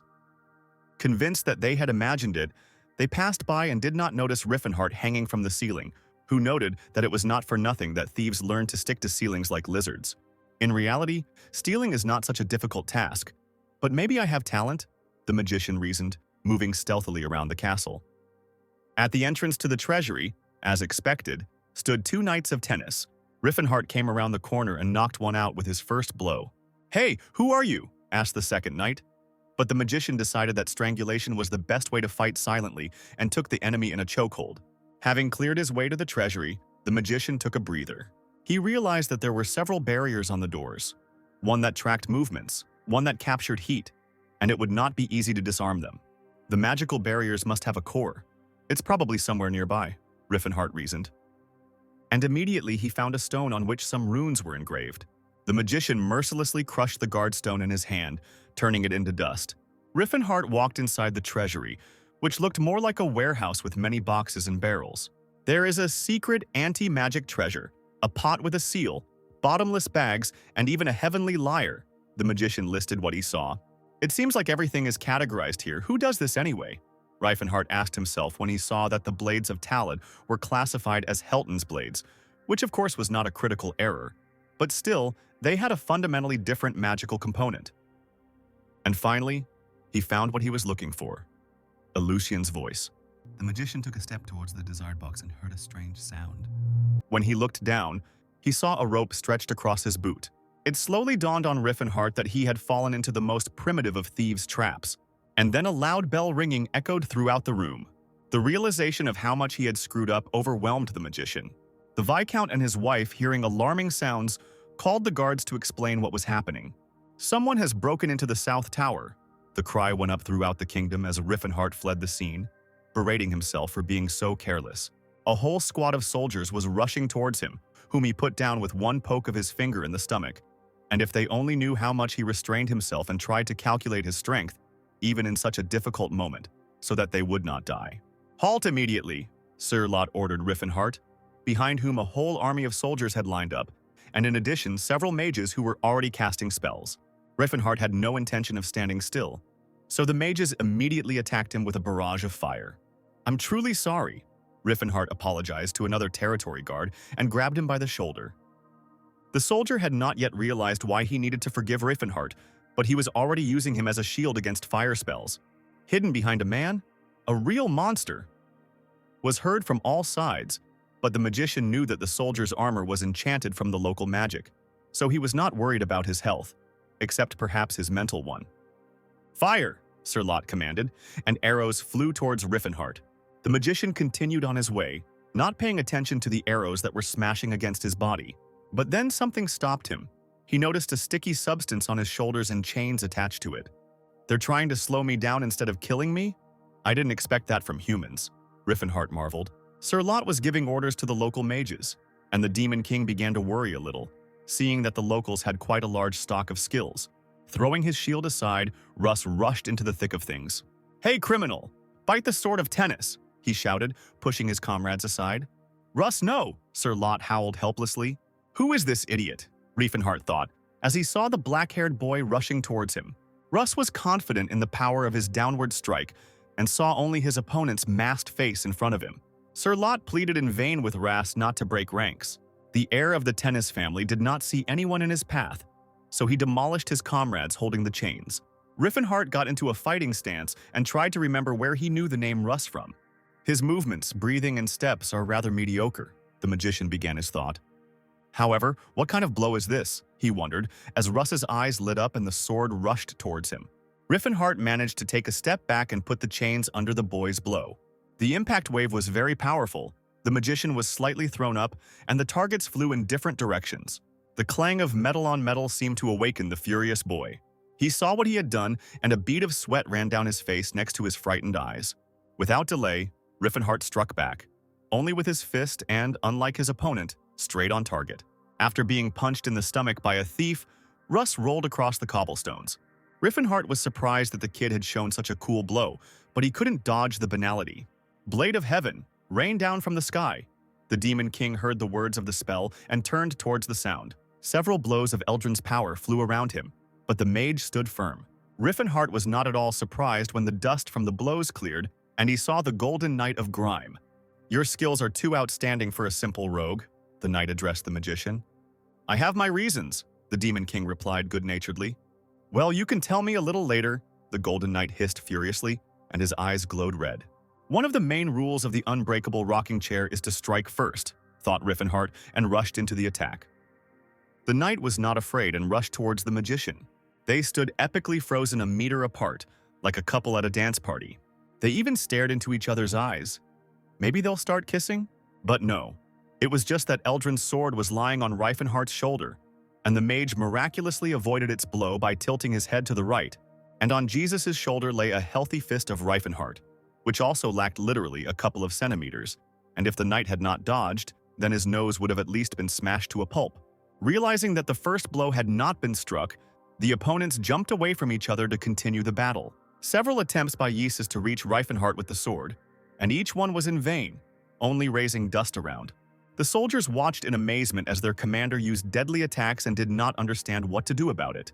And the magician and the knight tried to change their tactics, agreeing that their attempts at attack were not ending in success. "Rise from the abyss, show your roar." The Golden Knight recited the spell, calling upon the darkness itself. "The roar of the shadows means it's using," Riffen Har muttered, and dodged the attacks of the tentacles of darkness, spinning around himself, creating a small hurricane. "And you skillfully resist magic," Jesus praised his opponent, not understanding how the thief could have learned the vulnerability of his technique. "I just know her well," Riffen Har replied casually. The Demon King was so used to dodging Gerard that it seemed like he did it automatically in any battle. They played a real game of catch-up on the walls and courtyards of the castle, and every time the knight was confident of the success of his attack, the sword crashed into the brick again. Riffen Har managed to time the moment when the knight missed again and struck with his sword to his left, losing his vigilance for a second. He punched his opponent in the stomach with all his might, and although he didn't know it, it was very painful for Jesus inside the armor. How can he cause such damage despite his armor? Grimes' Golden Knight fumed. "Arrows caught by the wind. Gather together the fires and strike the enemy," Jesus chanted, directing fire and air forces towards the Demon King. Riffen Har assessed the situation, and the only correct idea came to his mind: to run. While the glorious knight was rushing towards the magician shouting, "Awaken Eldrin!" he was already rushing away. Grimes' eyes of pride blazed with fury, and he made the decision that he would not let the thief go, no matter what. The bolts of fire and air formed a fiery tornado that swirled and followed in Riffen Har's wake. The magician ran with all his might, but the tornado caught up. To be honest, it wouldn't take long to die like this, thought Riffen Har. If you had seen the castle courtyard from the side, you would not have noticed the fighting heroes. Only a flurry of fire and the fir trees periodically catching fire from it. When the smoke and sand from the tornado cleared, Riffen Har stood inside it, alive and well. The magician noted that the destruction was very significant, which meant that the knight was using high-level magic. The knight wondered how the thief had managed to survive. He certainly couldn't block the magic or dodge it. There was no way Jesus' superhuman vision hadn't caught the enemy's movements. What if he has an aura? The Grime Knight thought for the first time. "Corrosive breath break through space," he ordered, calling upon the dark forces again. "Poison fog." Riffen Har acknowledged the technique. "I can get rid of it with a simple whirlwind." The magician raised stones and dust and created a small tornado around himself, and without giving the enemy time to come to his senses, he rushed towards him with an attack.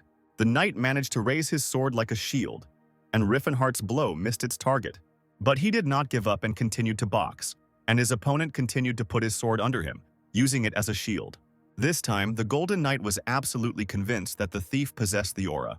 Riffen Har's blows never ceased for a minute. "I misjudged his level, so I had trouble. But now that I know what he's capable of, I'll act differently," the knight thought, and warned his opponent that Tennis's sword was not inferior even to aura. This time it was Riffen Har who had to dodge Eldrin's magic, and he thought he had underestimated the annoying magic knight. The soldiers watched as two supernatural warriors destroyed the royal court and the castle walls. "One thing is unclear to me. Why would a man with such power stoop to the level of a pathetic thief?" the Golden Knight lectured. Riffen Har wondered how Jesus knew that he had an aura, because the Demon King didn't even release the aura of the indestructible rocking chair because it was too recognizable.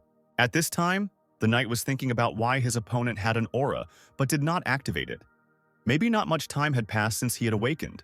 Well then, he's no match for me, Yasis chuckled and blew up the paving stones next to the thief with another spell. The knight resorted to desperate measures and awakened Eldrad, asking for the power to destroy anything in this world. Damn, this is really dangerous. Riffen Har was scared, listening to Jesus' prayers. Light oozed from the golden sword as if it had turned into the sun. Eldril's light! The golden knight of Grima shouted and jumped, preparing to attack. Golden light? Whispered Riffen Har, realizing his salvation. Thank you, Lord, that he is a golden knight. The magician chuckled, releasing the aura of an indestructible rocking chair and placing a block. The knight saw that the thief was not running away and covered his face with his hands, but did not understand what this meant. Eldrin's sword collided with an obstacle invisible to Yasis' supernatural sight. The golden knight tried to push the sword through the fiery vortex, which was lost in the divine golden light. But the vortex guard's technique worked perfectly and did not allow the sword to reach its owner. The light of 1,000 stars flooded the square, and the soldiers were practically blinded. Another explosion occurred, promising a lot of restoration work for the dwarves. The soldiers did not see fighting figures, only a huge column of dust and broken bricks. When the smoke cleared a little, the golden knight saw the retreating figure of the thief. Impossible! How could he block Eldril's light? Yasis was furious. I should have used the vortex guard a little earlier, thought Riffen Har, covering his wounded shoulder and not noticing that blood was also streaming down his forehead. He jumped down from the high wall of the castle. The ground was rapidly approaching, and Riffen Har saw that it was ice. Having broken through the ice layer, the hero plunged into the water, raising a huge amount of splashes behind him. Jesus watched the thief's landing from the heights of the castle and asked Sir Lot to check the relics and find out what exactly he had stolen. And organize a search party. We can't let this impudent fellow get away, the Golden Knight asked. When Sir Lot asked if the thief was alive, Jesus muttered through his teeth, he certainly won't die from something like that. Meanwhile, at the hotel, an elf suddenly woke up in the middle of the night. Ceres woke up the priest too, but she couldn't answer specifically why, she just felt that something was wrong. I have a bad feeling about this, she muttered, sitting on the bed. Do you think something happened to Riffen? Sillin asked, unaware that the mage was currently going down. Morning came, but the travelers were still only dreaming of peace. Ceres ran across the rooftops of the village houses, holding Sillin under her arm. Ceres, I'm actually a man and this is humiliating, the priest babbled. Local residents told the knights where the pursued ran. Thus the soldiers managed to surround Ceres and Sillin. You have nowhere else to go. Lay down your arms and surrender, shouted one of the knights. It's good that he reminded her about the weapon. Ceres dropped Sillin and took out Nihilin. Nihilin's invisible arrows hit the soldiers right on target. I beg your pardon, Sir Jesus, these are not ordinary thieves, Sir Lot complained when the Golden Knight appeared at the scene of the arrest. That's enough. I'll take care of them myself, commanded the chief knight of Grime. After dealing with all the soldiers, Ceres asked Sillin to return to his place under her arm, hurting his male ego but not meeting any resistance. Cry out, Blade of the Wind, the elf heard and hurried to grab her partner. A powerful blow landed on the place where Sillin had stood before. Don't move, rats, the Golden Knight said to the travelers, landing on the roof of the house on which they were standing. The elf looked at the newly arrived opponent with displeasure and grabbed her sword. The sun played on the intricate patterns of Ceres's blade. That's no ordinary sword, the Golden Knight remarked. Are you saying he's giving away such a rare weapon to some elves? Dear Philinense, grant your servant the courage of a lion. Give her hands the strength of giants, her eyes the vision of an eagle, and her legs the strength of a bull, so that she may crush her enemies.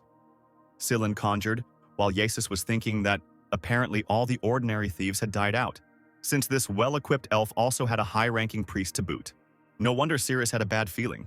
Apparently that idiot Riffen was caught, the priest thought in turn. The elf didn't have time to understand how the Golden Knight appeared next to her in an instant. She held her blade out as a shield and it saved her, but she was still thrown back a couple of meters after his strike. The Golden Knight was overcome with rage and would not accept another defeat in the last 24 hours. Ceres's face was also filled with rage. She wanted to know what had happened to Riffen Har and why this knight had picked on them. While the elf and the priest were fighting against the Golden Knight Grime, somewhere our hero woke up, all bandaged up. Riffen Har lamented that he shouldn't have fought Jesus, it all turned out so idiotic. But as soon as the magician remembered that he had managed to steal Eleusion's voice, His mood lifted. A short man entered the room where Riffen Har woke up and asked how he was feeling. The short man turned out to be the dwarf Hethos. He and Riffen Har met, and the dwarf warned the magician that it might be difficult for him to get up for now. Having asked whether the stranger was hungry, the dwarf asked the girl who came in after him to bring the red-haired warrior some porridge. At first, Riffen Har thought he was dealing with a child, but Tilla de Stillemer turned out to be a fully grown female dwarf, and a warrior at that. When Tilla brought him something to eat, the magician was very surprised by the friendliness of the gnomes. They usually do not greet people so warmly, but his questions disappeared by themselves as soon as the main gnome arrived. He's finally woken up, our savior. Gelfade Delphiston, the priest of Alpot, rejoiced. Savior? Riffen Har whispered, his face turning from pale to red. 6 years ago, there was a prophecy. The great saint received a message from Alpot himself, Gelfade said, and from the darkness on the tiers of the northern winds a man will appear, omniscient and omnipotent. Follow him. He alone has the power to influence the finger of fate, for he is your savior. The priest read the text of the prophecy. If translated into human language, the prophecy will sound like this. A cold current will throw you a strong and smart guy from the caves. Help him, and he will help you. The great saint secretly spread the message among all the dwarves of the continent, so that Gelfade waited for this very savior every winter. Riffen Har chuckled. He thought Alpot had returned home long ago. Alpot is a god of the gnomes who periodically shows divine revelations to his charges. And it turns out that when the magician regressed 6 years ago, Alpot foresaw everything as soon as Riffen Har moved in time. The magician smiled, remembering the dexterous god who seemed to have given him another chance. What a magnificent God, thank you for believing in me once again. This time, I will do everything in the best possible way.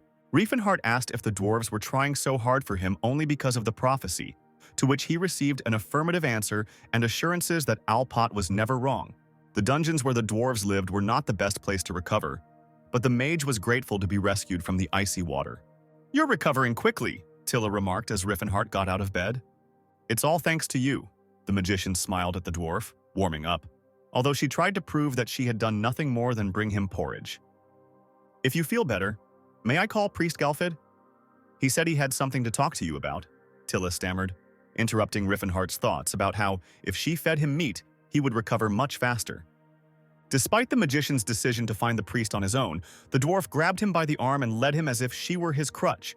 While the Steelhammer tribe looked at the strolling couple with interest, Riffen Har noticed that they were all mountain dwarves who lived a life of slavery in the domain of Viscount Kelburn, because unlike the elves and orcs, they did not renounce their traditional way of life, but only after that because they were used somewhat differently. In a sense, they were left to their own devices because humans were unable to master their techniques. For example, to find mineral veins. The dwarves only needed to listen to the words of Mother Earth, but humans were not able to do this. At the same time, the gnomes worked well only in squads of their own kind, so selling them in any other way than in a pack was simply unprofitable. In this way, they managed to preserve the culture and even faith. And thanks to the dwarves, they greatly helped the Demon King build his empire because they are the only species among others that understands how society works. From a conversation with Tilla, Riffen Har learned that Viscount Kelburn owns 60 dwarven slaves who live in this place. When he asked where the male dwarves had gone, Tilla replied that most of the time the men were in the mines of the Settlard Mountains. The mage apologized to the dwarf for asking this question, because he remembered that humans often take members of dwarf families hostage to prevent the possibility of a riot. Riffen Har and Tilla approached an iron door decorated with patterns and gold in the middle of the caves. Welcome, esteemed savior, you look much better, the dwarf announced, as the red-haired warrior and the dwarf woman entered his modest abode.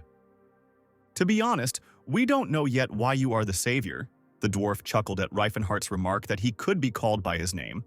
But it's clear from your eyes that you don't perceive us as slaves. It is true that I feel that we are similar, so I treat the dwarves as equals.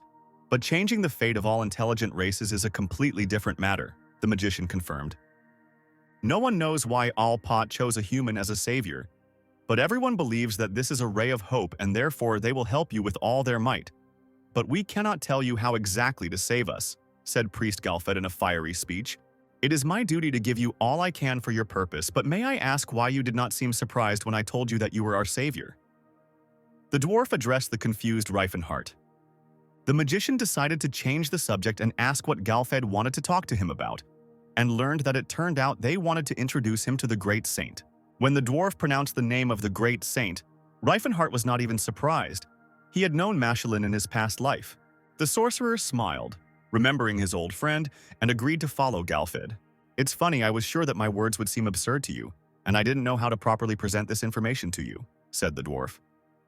People don't hear the voice of truth, unlike us, so I'm really surprised by your understanding attitude. The priest decided to explain his thought to the end. Riffen Har smiled again, flattered by the dwarf's remark. But one should not forget that in a past life Antares fell, so the probability course. So the magician hoped that by talking with the wise Machelin, he would be able to come to a better decision. Machelin is currently in the temple of Alpot in the Great Forge. Of course, the way there is known only to a few dwarves, warned Gelfade. You will need a guide, so Tilla de Steelhammer will go with you. She is the only representative of the ancient warrior blood that remains in the tribe. The priest introduced the dwarf to Riffen Har once again. I can feel the sounds of your thoughts, and they sound as if you already know about our great saint, as well as the location of the Great Forge, Galfade said uncertainly, after a short pause in their conversation. People who know that the dwarves hear the voice of truth do not like to talk to us, the priest said disappointedly, and immediately received Riffen Har's answer that he knew this. So I wasn't mistaken? Galfide rejoiced. Could you tell me how you know so much about us? Riffen Har apologized and convinced the dwarf that now was not the best time for this. Their conversation was interrupted by Hetos bursting into the room. And you didn't have any companions with you? An elf and a boy, the dwarf asked the magician, pausing to catch his breath. It seems they were captured and locked in Viscount Kelburn's castle, Hethos said in a dull voice, watching the red-haired warrior's eyes fill with blood. At this time, in Kelburn's castle, the Golden Knight was causing a stir and giving unthinkable orders, allowing the soldiers to use the most brutal torture in an attempt to break the detainees and find out the location of the thief. Yes, sir. The soldiers obeyed the tyrant's manners of their commander. Jesus turned to the door behind which the captives were located and could not hide his contempt. An elf who wields a magical sword that is only allowed to be used by knight captains and those of higher rank, and a priest comparable in strength to an archbishop. The Golden Knight had no idea what they had in common with the mysterious thief, but he swore to himself that he would find out. In the dark dungeon of the castle, lit by torches, two soldiers were talking about what types of torture they would use on the prisoners. They didn't want to start with beatings, because there was a high probability that the detainees would die before they managed to find out any information. And it was difficult to come up with something painful but not fatal. An order is an order, we must try, the knight encouraged his partner, taking a step into the cell. I'll start, Barras. Come on, Lento.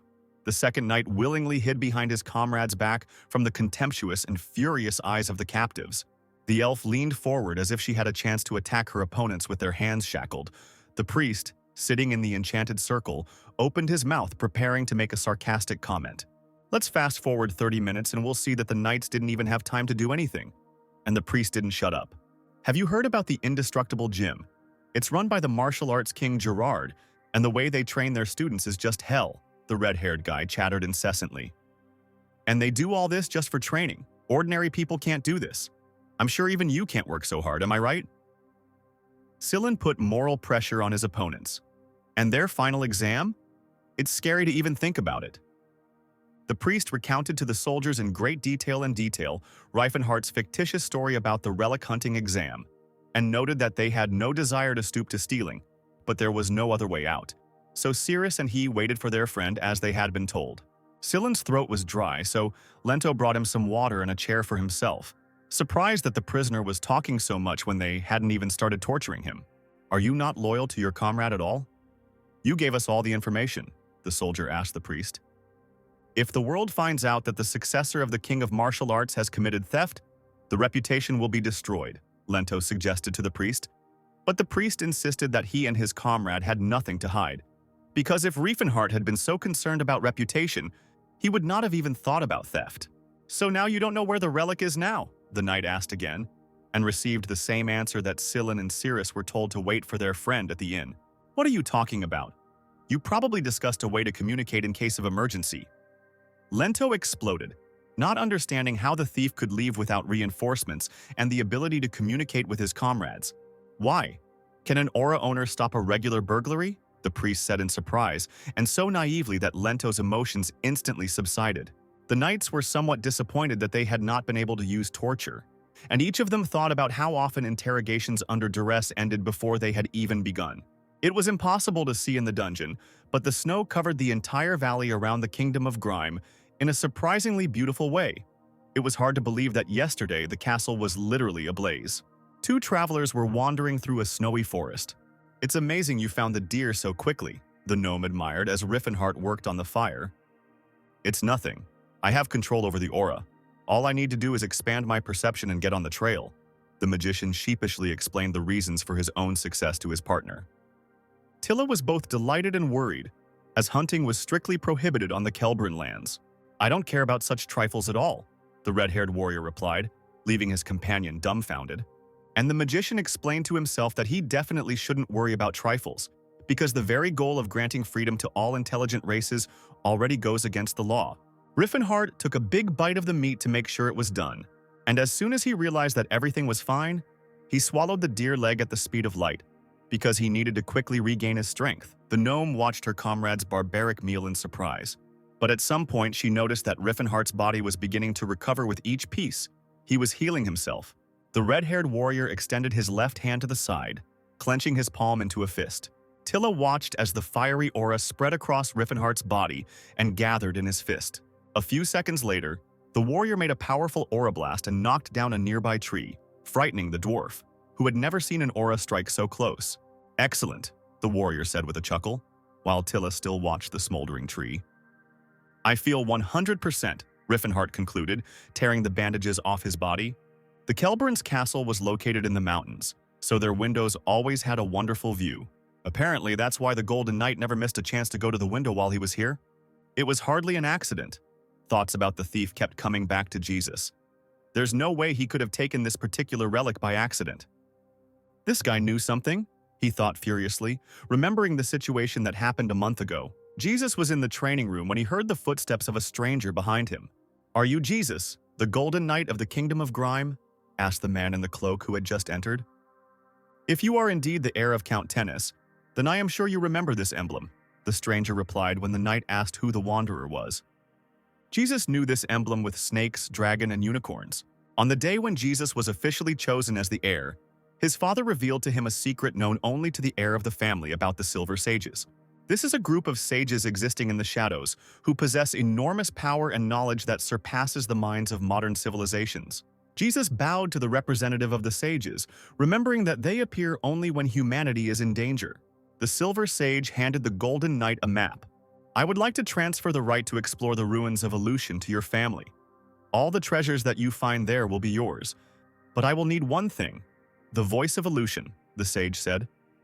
"If we fail," the stranger's violet eyes flashed from under his hood, "the very fate of the Tennis family will be at risk." The Golden Knight could not understand how it happened that the thief took the only thing that was really important to him from the treasury. There was a knock on the door of the room where Jesus was. Two knights entered and announced that the interrogation of the prisoners was over.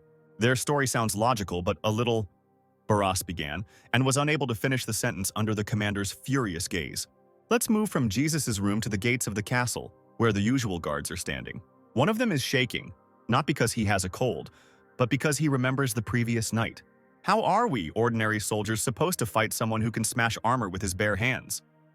Drain thought nervously, and his friend nodded in agreement, hoping that they would never cross paths with the red-haired warrior again.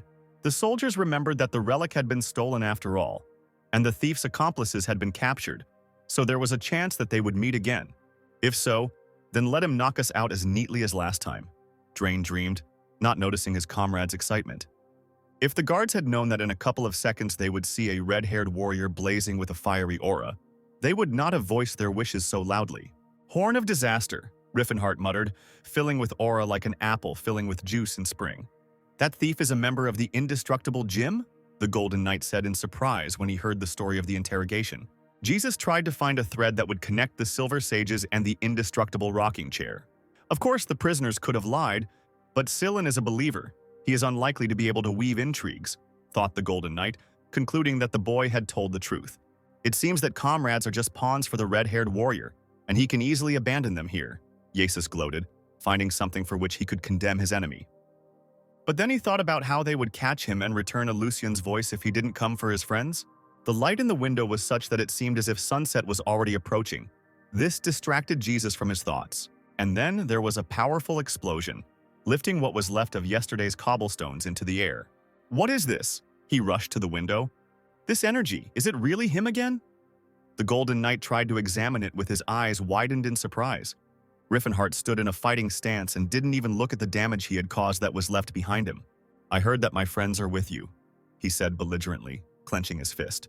Poor Kelburn Castle was on fire again. The Knights of Tennis rushed towards the magician with swords, shouting a battle cry that now everything would be different than last night. And I'm not the same anymore, guys, grinned Riffen Har, ready to attack even with an entire legion. Lento and Barras, who were interrogating the prisoners, were first in line to attack. The blast wave threw the brave knights back to where they came from, but in a more battered state. Shields won't help when fighting an aura wielder. I don't think you've ever met the likes of me, Riffen Har boasted. The priests blessed the soldiers so that their bodies would be as strong as a stone block. Shrouded in protective spells, the warriors rushed at Riffen Har to avenge Barras and Lento. The Demon King dealt with each of them, despite their defense playfully. And realizing that he didn't want to waste time picking them off one by one, he gathered his aura into a fist and hit the ground. A powerful explosion tore apart the tiles of the castle courtyard, and the warriors were caught up in the blast wave. The court mages tried to compensate for the losses of soldiers and sent blades of permafrost towards Riffen Har, and someone even thought of using fire spells against him. Not lagging behind his friends, the priest of Izor called down a storm, thunderstorms and lightning storm on the thief's head. Riffen Har noticed that hundreds of curses and spells were flying at him from different sides of the castle. He emitted a huge amount of aura in the form of chi bullets, which not only broke the spells, but also rushed towards the magicians. The bullets threw the sorcerers off balance, and they were unable to maintain their manipulations against him. Curses and complaints about various limbs were heard from the mages, and Riffen Har realized that they were not a threat to him in the near future, because even a simple scratch was a huge catastrophe for such people. And I expected at least someone to withstand the pain, he said disappointedly. After the sorcerers, Riffen Har began to eliminate the priests from the battle, who were not happy with his attacks and called his methods dirty tricks. Dirty tricks? Seriously? Out of nobility, you yourself came out in a crowd against one, the magician thought, while he was knocking another priest unconscious. Spawn of hell, let Father Larkin go, they shouted at the red-haired warrior's back as he tried to knock out the priest in one go, as gentlemanly as possible, so as to avoid unnecessary suffering. Arrows, spells, even just bricks flew at Riffen Har from all sides, but the warrior successfully repelled everything with his aura, and the few that he did not have time to defuse did not cause him any pain.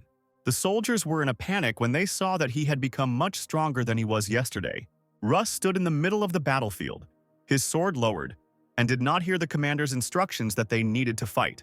I'll demote you, just wait until we get back from the fight, and I'll throw you out right away, Sir Lot squealed, not understanding why the guy who was usually the first to rush into battle was now hanging around when it was really necessary. So that's what it's like? Russ watched Riffen Har with admiration, and yet a little fear. The aura controls the flow of power and, if necessary, makes the warrior more powerful, he concluded. What a blinding light, I see it. I see everything. Russ could not hide his admiration from himself. He really saw everything, the direction of the warrior's movements and how his power flowed. I notice and understand everything he does so clearly, the black-haired youth exclaimed mentally. He looked back to his past where his father had failed to show him other techniques. Now he clearly saw everything that he had not had the opportunity to know. The movements and breathing of a warrior, which are only possible for someone who has reached the heights of martial arts, and a single stream of aura captured the young hero. Is this how I should hold myself on the battlefield? Russ realized that these were the movements of a truly strong man. I can't help but admire him, the unrecognized heir of the Tennis family said in his head once again, not yet noticing how his sword was enveloped in blue flame. Meanwhile, having knocked out all the magicians and priests and knocking out more soldiers, Riffen Har continued to rush around the castle courtyard. He waited for his main opponent to appear. He dealt destructive blows to the poor cobblestones that had seen better days, counting the minutes until the Golden Knight appeared. Here you are, he muttered through his teeth as a fair-haired boy appeared on the battlefield with Eldrin's sword on his shoulder. In the name of tennis, I will not forgive your crimes, said the Golden Knight of Grima, looking haughtily towards his opponent. I saw everything you did to my knights, he continued. walking slowly towards Riffen Har. So you're pretending to be someone who just showed up, even though you've been hanging around in the rear all this time? The magician teased his opponent. Did you really think I didn't notice you? You hid behind the wall and kept an eye out. Riffen Har continued to mock the knight while he tried to find a worthy answer. I'm sure you wanted to assess me before you butted in, but isn't it too cruel to let me beat up your men like training dummies? The mage continued to morally pressure the enemy, noting that the magic armor only gives the knight strength, comparable to the power of the owner of the aura. But he is still very sensitive. And the rumors said that you were an honest and fair knight, but I would not say so. Riffen Har did not calm down when he heard that the soldiers were doubting their commander. So what were you doing there? Even if you were taking a shower and braiding your hair, you should have gotten here faster. The magician brought him to the boiling point, and the Golden Knight furiously replied that he had fallen fast asleep and could not wake up for a long time. Seriously? Were you asleep despite all that noise? You must be our sleeping beauty. Oh, I mean knight. The magician continued to ridicule the noble knight, forcing Yasis to yell at the thief to shut his mouth. And most importantly, he promised to make him pay for his foul language towards the Tennis family. The sword of Eldrin began to move and began the process of transforming Goldilocks. Golden armor enveloped the knight's body and displeased face. Jesus immediately raised a golden hurricane around himself in order to be able to catch the enemy off guard. That's right, let's fight for real this time. Riffen Har liked the knight's maneuver. A swift jump from the center of his golden tornado, and the knight is already flying at the enemy from above, not imagining how beautifully his cloak and hair are fluttering. Pierce the eye of the god of death, and let the roar of the leopard shake your body. See the whole world from the height of the dragon's flight. Yasis read the spells under his breath. Purifying stream, fill my sword, he shouted and raised his sword, preparing to strike. A challenge just what I needed. Riffen Har rejoiced when he saw the new trick with the sword full of mana. The mage put up a shield using his aura, and was able to avoid the attack from above. But the knight did not give up trying to wound the thief with this spell.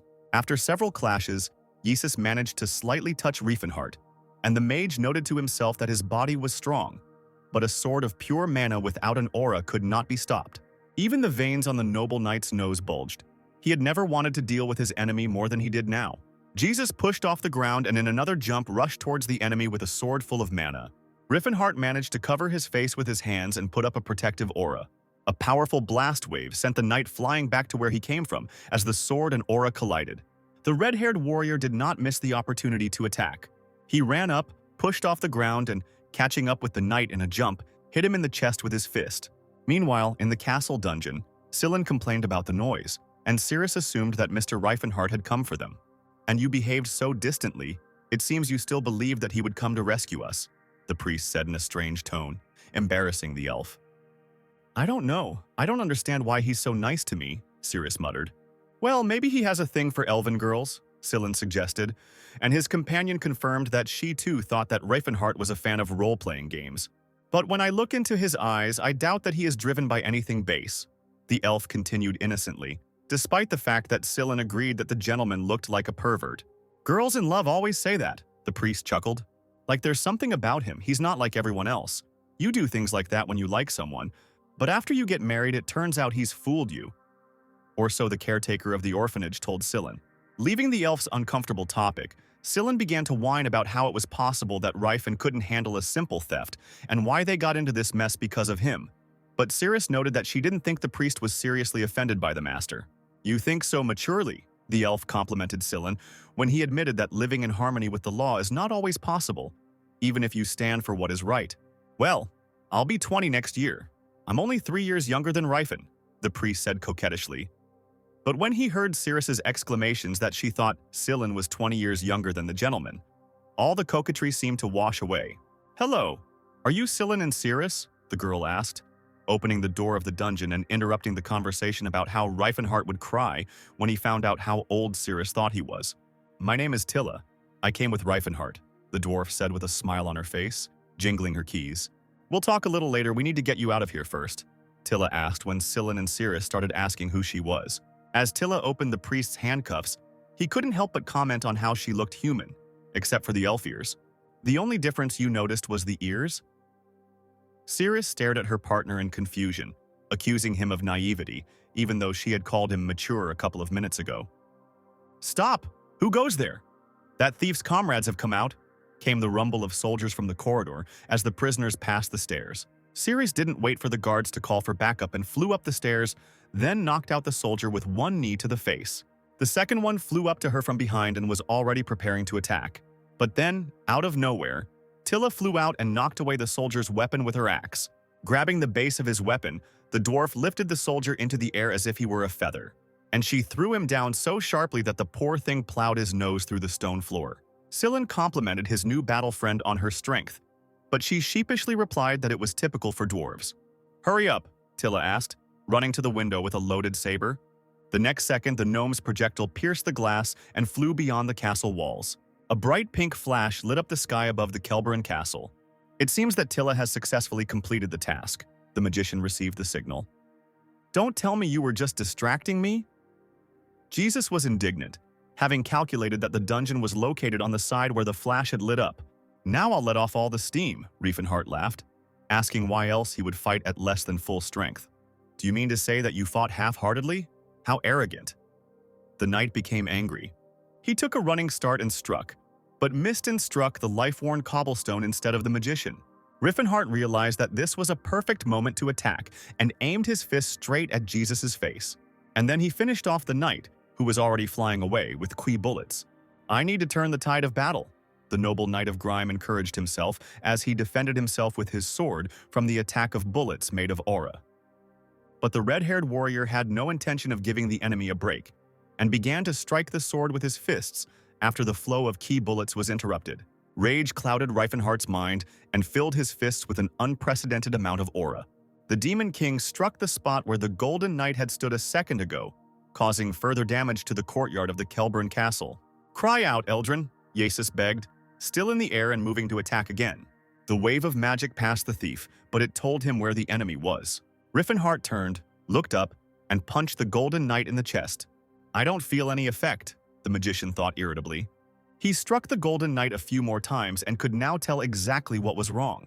Riffen Har took a short break to take a look around and figure out what kind of material it was. Behind his back, the magician felt a Golden Knight approaching him. However, he already knew that it was only a copy, and there were several such copies on the battlefield. He felt the presence of each clone. The magician sincerely admired his opponent's skills. Jesus showed that he was capable of more than was expected of him. "Awaken, Eldrin. Illuminate all with the light of destruction." The clones of the Golden Knight cried in unison, gracefully holding the sword above their heads. "Found it!" Riffen Har ran up to the true knight, smiling in the face of his opponent. He didn't wait for the clone's destruction magic to work, so he eliminated the problem in the face of the real knight by giving him a juicy blow to the stomach. How did he figure out so quickly which of us was the real one? Jesus wondered. "I'm just a mage, dumbass. I can clearly see that your mana flow is different," thought Riffen Har. But he didn't reveal his cards to his opponent. "I don't know what kind of trick you used, but the Sword of Tennis knows no defeat," said the Golden Knight, preparing to cast the spell. "Fires, gather together and strike the enemy," Jesus commanded Eldrin's sword, and tongues of flame moved towards the thief. Riffen Har used the Vortex Guardian technique and repelled the attack. "Snow mist, envelop the earth!" Jesus screamed, releasing ice spells from his sword. The magician, without thinking twice, also repelled the attack with a Vortex Guard. "Wind, become arrows!" the Golden Knight shouted in rage, directing air arrows towards the thief. "The Whirlwind Guardian has come to the aid of its master again. Lord of Winter, descend to earth." Jesus tried again to reach the red-haired warrior with ice, but he again repelled the attack with a Whirlwind Guard. When the Golden Knight directed a poisonous breath technique at the mage, the Vortex Guard did not fail either. The knight was already beginning to feel as if the thief was making fun of him. What kind of skill is this that allows you to dispel all types of magical attacks, regardless of the attribute? Jesus was indignant, and if he had listened more closely, he would have realized that it was a Vortex Guard. But the main knight did not know that not all owners of the aura are able to use the Vortex Guard. And it is not because of its complexity, but rather the opposite, because it is absurdly easy to use. Most aura masters cover their entire body with it to strengthen it. But when the aura covers you completely, it cannot circulate, because if you try to resume circulation, the body will simply burst. Only the followers of the indestructible rocking chair with their steel bodies are able to withstand such a situation. But for the effect, it is necessary to release a huge amount of aura. "Who is the villain behind you?" the knight asked, giving up on his attempts to attack with spells. "Your subordinate," Riffen Har pointed to the soldier standing behind him. "Stop making faces and answer for who's behind this," Jesus growled furiously. "Open your eyes, Eldrad. Awaken Eldrin." He begged the sword for the greatest favor. And at that moment, even his armor seemed to change. The helmet became more like a skull with a menacing grin. "Give me the power to destroy everything in my path. Light of Eldril." The heir of Tennis called out to the forces of his kind and rushed straight at the thief. "Now this won't be easy. I should use my best skill," thought Riffen Har, and got into a fighting stance. The light enveloped both opponents, but behind Jesus it blazed as if the sun was setting right in the courtyard of this castle. The red-haired warrior was gathering mana for the Horn of Disaster technique. The Golden Knight was not going to admit defeat under any circumstances, and his passion had already turned into a crazy obsession. Riffen Har, in turn, like his mentor, did not find the word surrender in his dictionary.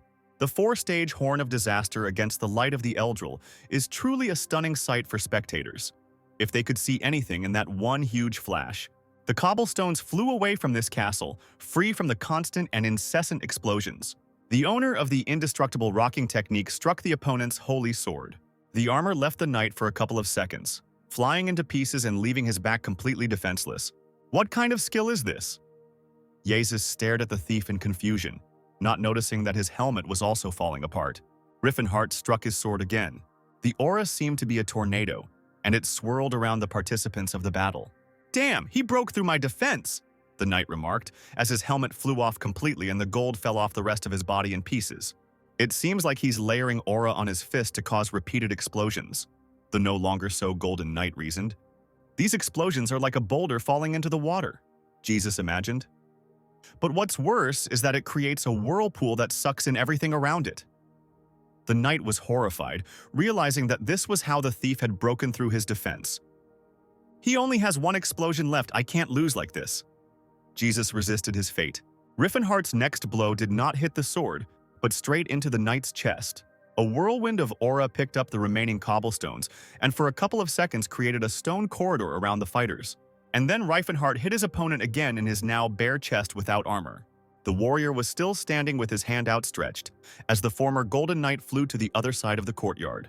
Jesus crashed into the stone walls with his unprotected back, breaking through the bricks. Riffen Har cheered as he surveyed the destruction, feeling no pity for the Kelber enslavers and their defenders who held his friends. When the dust from the explosion settled, the mage saw that it was Eldrin's sword that had fallen. The magician realized that it was too early to relax.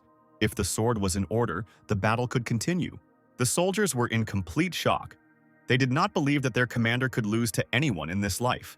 However, here lies their Golden Knight in the wreckage of his own armor, and in front of him is the very damaged sword Eldrin. The magic that maintains Eldrad's armor is in the sword, and since the sword is in good condition, even though it's scratched, I suppose the armor will soon be restored, Riffen Har reasoned, heading towards the sword. "He's trying to steal Eldrin," one of the soldiers shouted as the mage pulled the sword from the rubble. "I'm sorry, the artifact I stole was very important to me, so I caused trouble." Riffen Har apologized to Sir Lot and handed him Eldrin. "What? So he didn't do it out of greed?" The knight was surprised. The magician wanted to steal Eldrin and give it to Cirrus, but decided that it would be better to give her the divine sword of the light of the Messiah, so he was about to leave. "Don't move," someone said behind Riffen Har. "It's not over yet. Tennis's sword still stands before you," Russ commanded furiously. "What are you doing, boy?" the commander yelled, while Russ tried to explain that he was also an heir to the Tennis family and wanted to fight. "I will definitely renounce you. I will renounce you at any cost," Sir Lot muttered through his teeth. But Ras could not be stopped. He raised his sword above his head and was already rushing towards the retreating Riffen Har. He's only trained in a downward strike, so there's no point in even paying attention to him. The magician mentally assessed the newly minted heir of Tennis. Blue flashes cut through the air, echoing the movements of the sword. Russ's eyes seemed to have turned blue as well, or they were simply reflecting the aura that enveloped the sword. Riffen Har's eyes widened in surprise. He had not expected this turn of events. Tennis's heir sent a wave of aura towards the red-haired warrior, who was so surprised that he didn't have time to put up his shield. Riffen Har heard a dripping sound and realized it was his blood. He was able to wound a body that can withstand most blades. The magician looked at the cut on his abs in surprise. While the knights were wondering what had happened to Russ, Riffen Har had already realized that the boy had charged his sword with aura. The color of the aura looked painfully familiar to the magician. A pure blue aura reminiscent of the heavens enveloped Russ's weapon. The image of the hero who tried to kill him in the past involuntarily appeared in the Demon King's mind. "The holy sword Cyrus?" the magician exclaimed in surprise, and the boy immediately asked how the thief knew his real name. Riffen Har remembered from his past life that Cyrus von Tennis received his name when he was knighted. But because no one recognized him as a knight, everyone called him by the name his mother, who had no family, gave him at birth. How could I not recognize him right away? I knew he was Tennis, the magician reproached himself. Now the Tennis family is known only for the Golden Knight. But in 30 years, everything will be different. Russ will become a marquis and cleanse the family of swordsmen from shame, whose techniques were forgotten because of the magic armor. In the original time of the magician, the Golden Knight has long been forgotten. "How do you know my real name, and what kind of holy sword is this?" the boy asked, embarrassed, but still continued asking questions. "Oh, I mistook you for someone else," Riffen Har waved him off. The emotions on Russ's face were instantly visible, and the magician realized that the guy was now upset. "The Cyrus from my past life was a heartless and indifferent person," the magician remembered and smiled, whispering to himself that perhaps people were capable of changing. The boy did not share his smile and was already rushing towards the thief in an attempt to attack, a sword above his head, his expression as furious as that of his golden-haired brother. Riffen Har managed to put up a defensive aura so as not to cause any more damage to his body. He looked at the boy in surprise, expecting him to fly away from the collision, but the guy stood on his feet. It was as if ice and fire had come together. Two auras, blue and fiery. Riffen Har put aura into his fist and prepared for a powerful blow. Blood flew out of Russ's mouth as the mage's fist slammed into his stomach. But instead of passing out, the boy roared menacingly. An aura enveloped the entire area around the black-haired boy, shielding him from Riffen Har. The mage realized that Russ had used his aura to reduce the impact of the blow and praised him for handling his aura well, despite only awakening it. While Tennis's air was destroying everything around him in an attempt to reach the enemy, his former comrades decided to retreat, realizing that in this battle they were only getting in the way. A wave of panic began to slowly wash over Riffen Har. The magician could not predict his opponent's chaotic attacks. All fighting techniques come from some established theoretical base. Countless people work on creating fighting methods. Even Gerard passed on the training of indestructible fighting, using at least some system. Russ always fought like a wild animal. His movements had no specific pattern. Logically, he should be damn easy to fight, but he executes all his moves with the proper force, and Riffen Har simply can't find the right moment to counterattack. The guy only swings his sword left and right, but his defense remains impenetrable. It's not for nothing that they apparently called him the Saint of the Sword. Such geniuses are born once in 100 years, the magician reasoned. "It was at his hands that my faithful comrade and friend fell," Riffen Har recalled. "These filthy orcs are no match for my sword." He hears the holy sword of Cyrus answer the question of whether they have defeated the 4 heavenly kings. "Do you mean to tell me that the great and brave orc warrior Tashid is dead?" The Demon King recalls his rage and promises his friend revenge. With one blow, Riffen Har knocks the aura out of the boy's sword. The mage absorbs all available mana, preparing for the decisive blow. "I am the sword of Tennis," Russ screams furiously. The Demon King notices that Tennis's heir is preparing to use a downward strike. The determination is commendable, but Riffen Har already knows that this man is destined to become his sworn enemy once again. "I'll kill him right here and now." The magician turns on the destruction mode. He delivers a crushing blow, knocking the spirit out of his opponent, hoping to reverse the most terrible fate right here and now. "I am glad that we had the chance to meet so soon. Farewell," is the funeral eulogy for the holy sword Cyrus from his sworn enemy Riffen Har. The guy flies a good couple of meters away, accompanied by a broken brick of his native castle. Riffen Har is practically blinded by the blinding light of his own aura. The whirlwind of the blow gradually dissipates, and he sees the guy lying on the cobblestones. Fiery tongues of aura lick the owner and emphasize the fury of the moment. But a second later, Riffen Har hears wheezing and the sounds of moving armor. Russ tries to stand up, leaning on his sword, saying that Tennis's sword never gives up. "Cyrus," the Demon King whispers through his teeth, dissatisfied with this outcome. This attack was supposed to kill the boy, because unlike the fight with Jesus and the others, for the first time, Riffen Har really wanted to kill. But the guy still managed to survive, and he even got back on his feet, although he should have been lying there as a lifeless corpse. Finish him off? Riffen Har asks himself. He definitely wants to. But some voice inside tells him that he shouldn't do this, perhaps because he has not yet committed any atrocities. but there is always the possibility that he will kill someone close to the magician.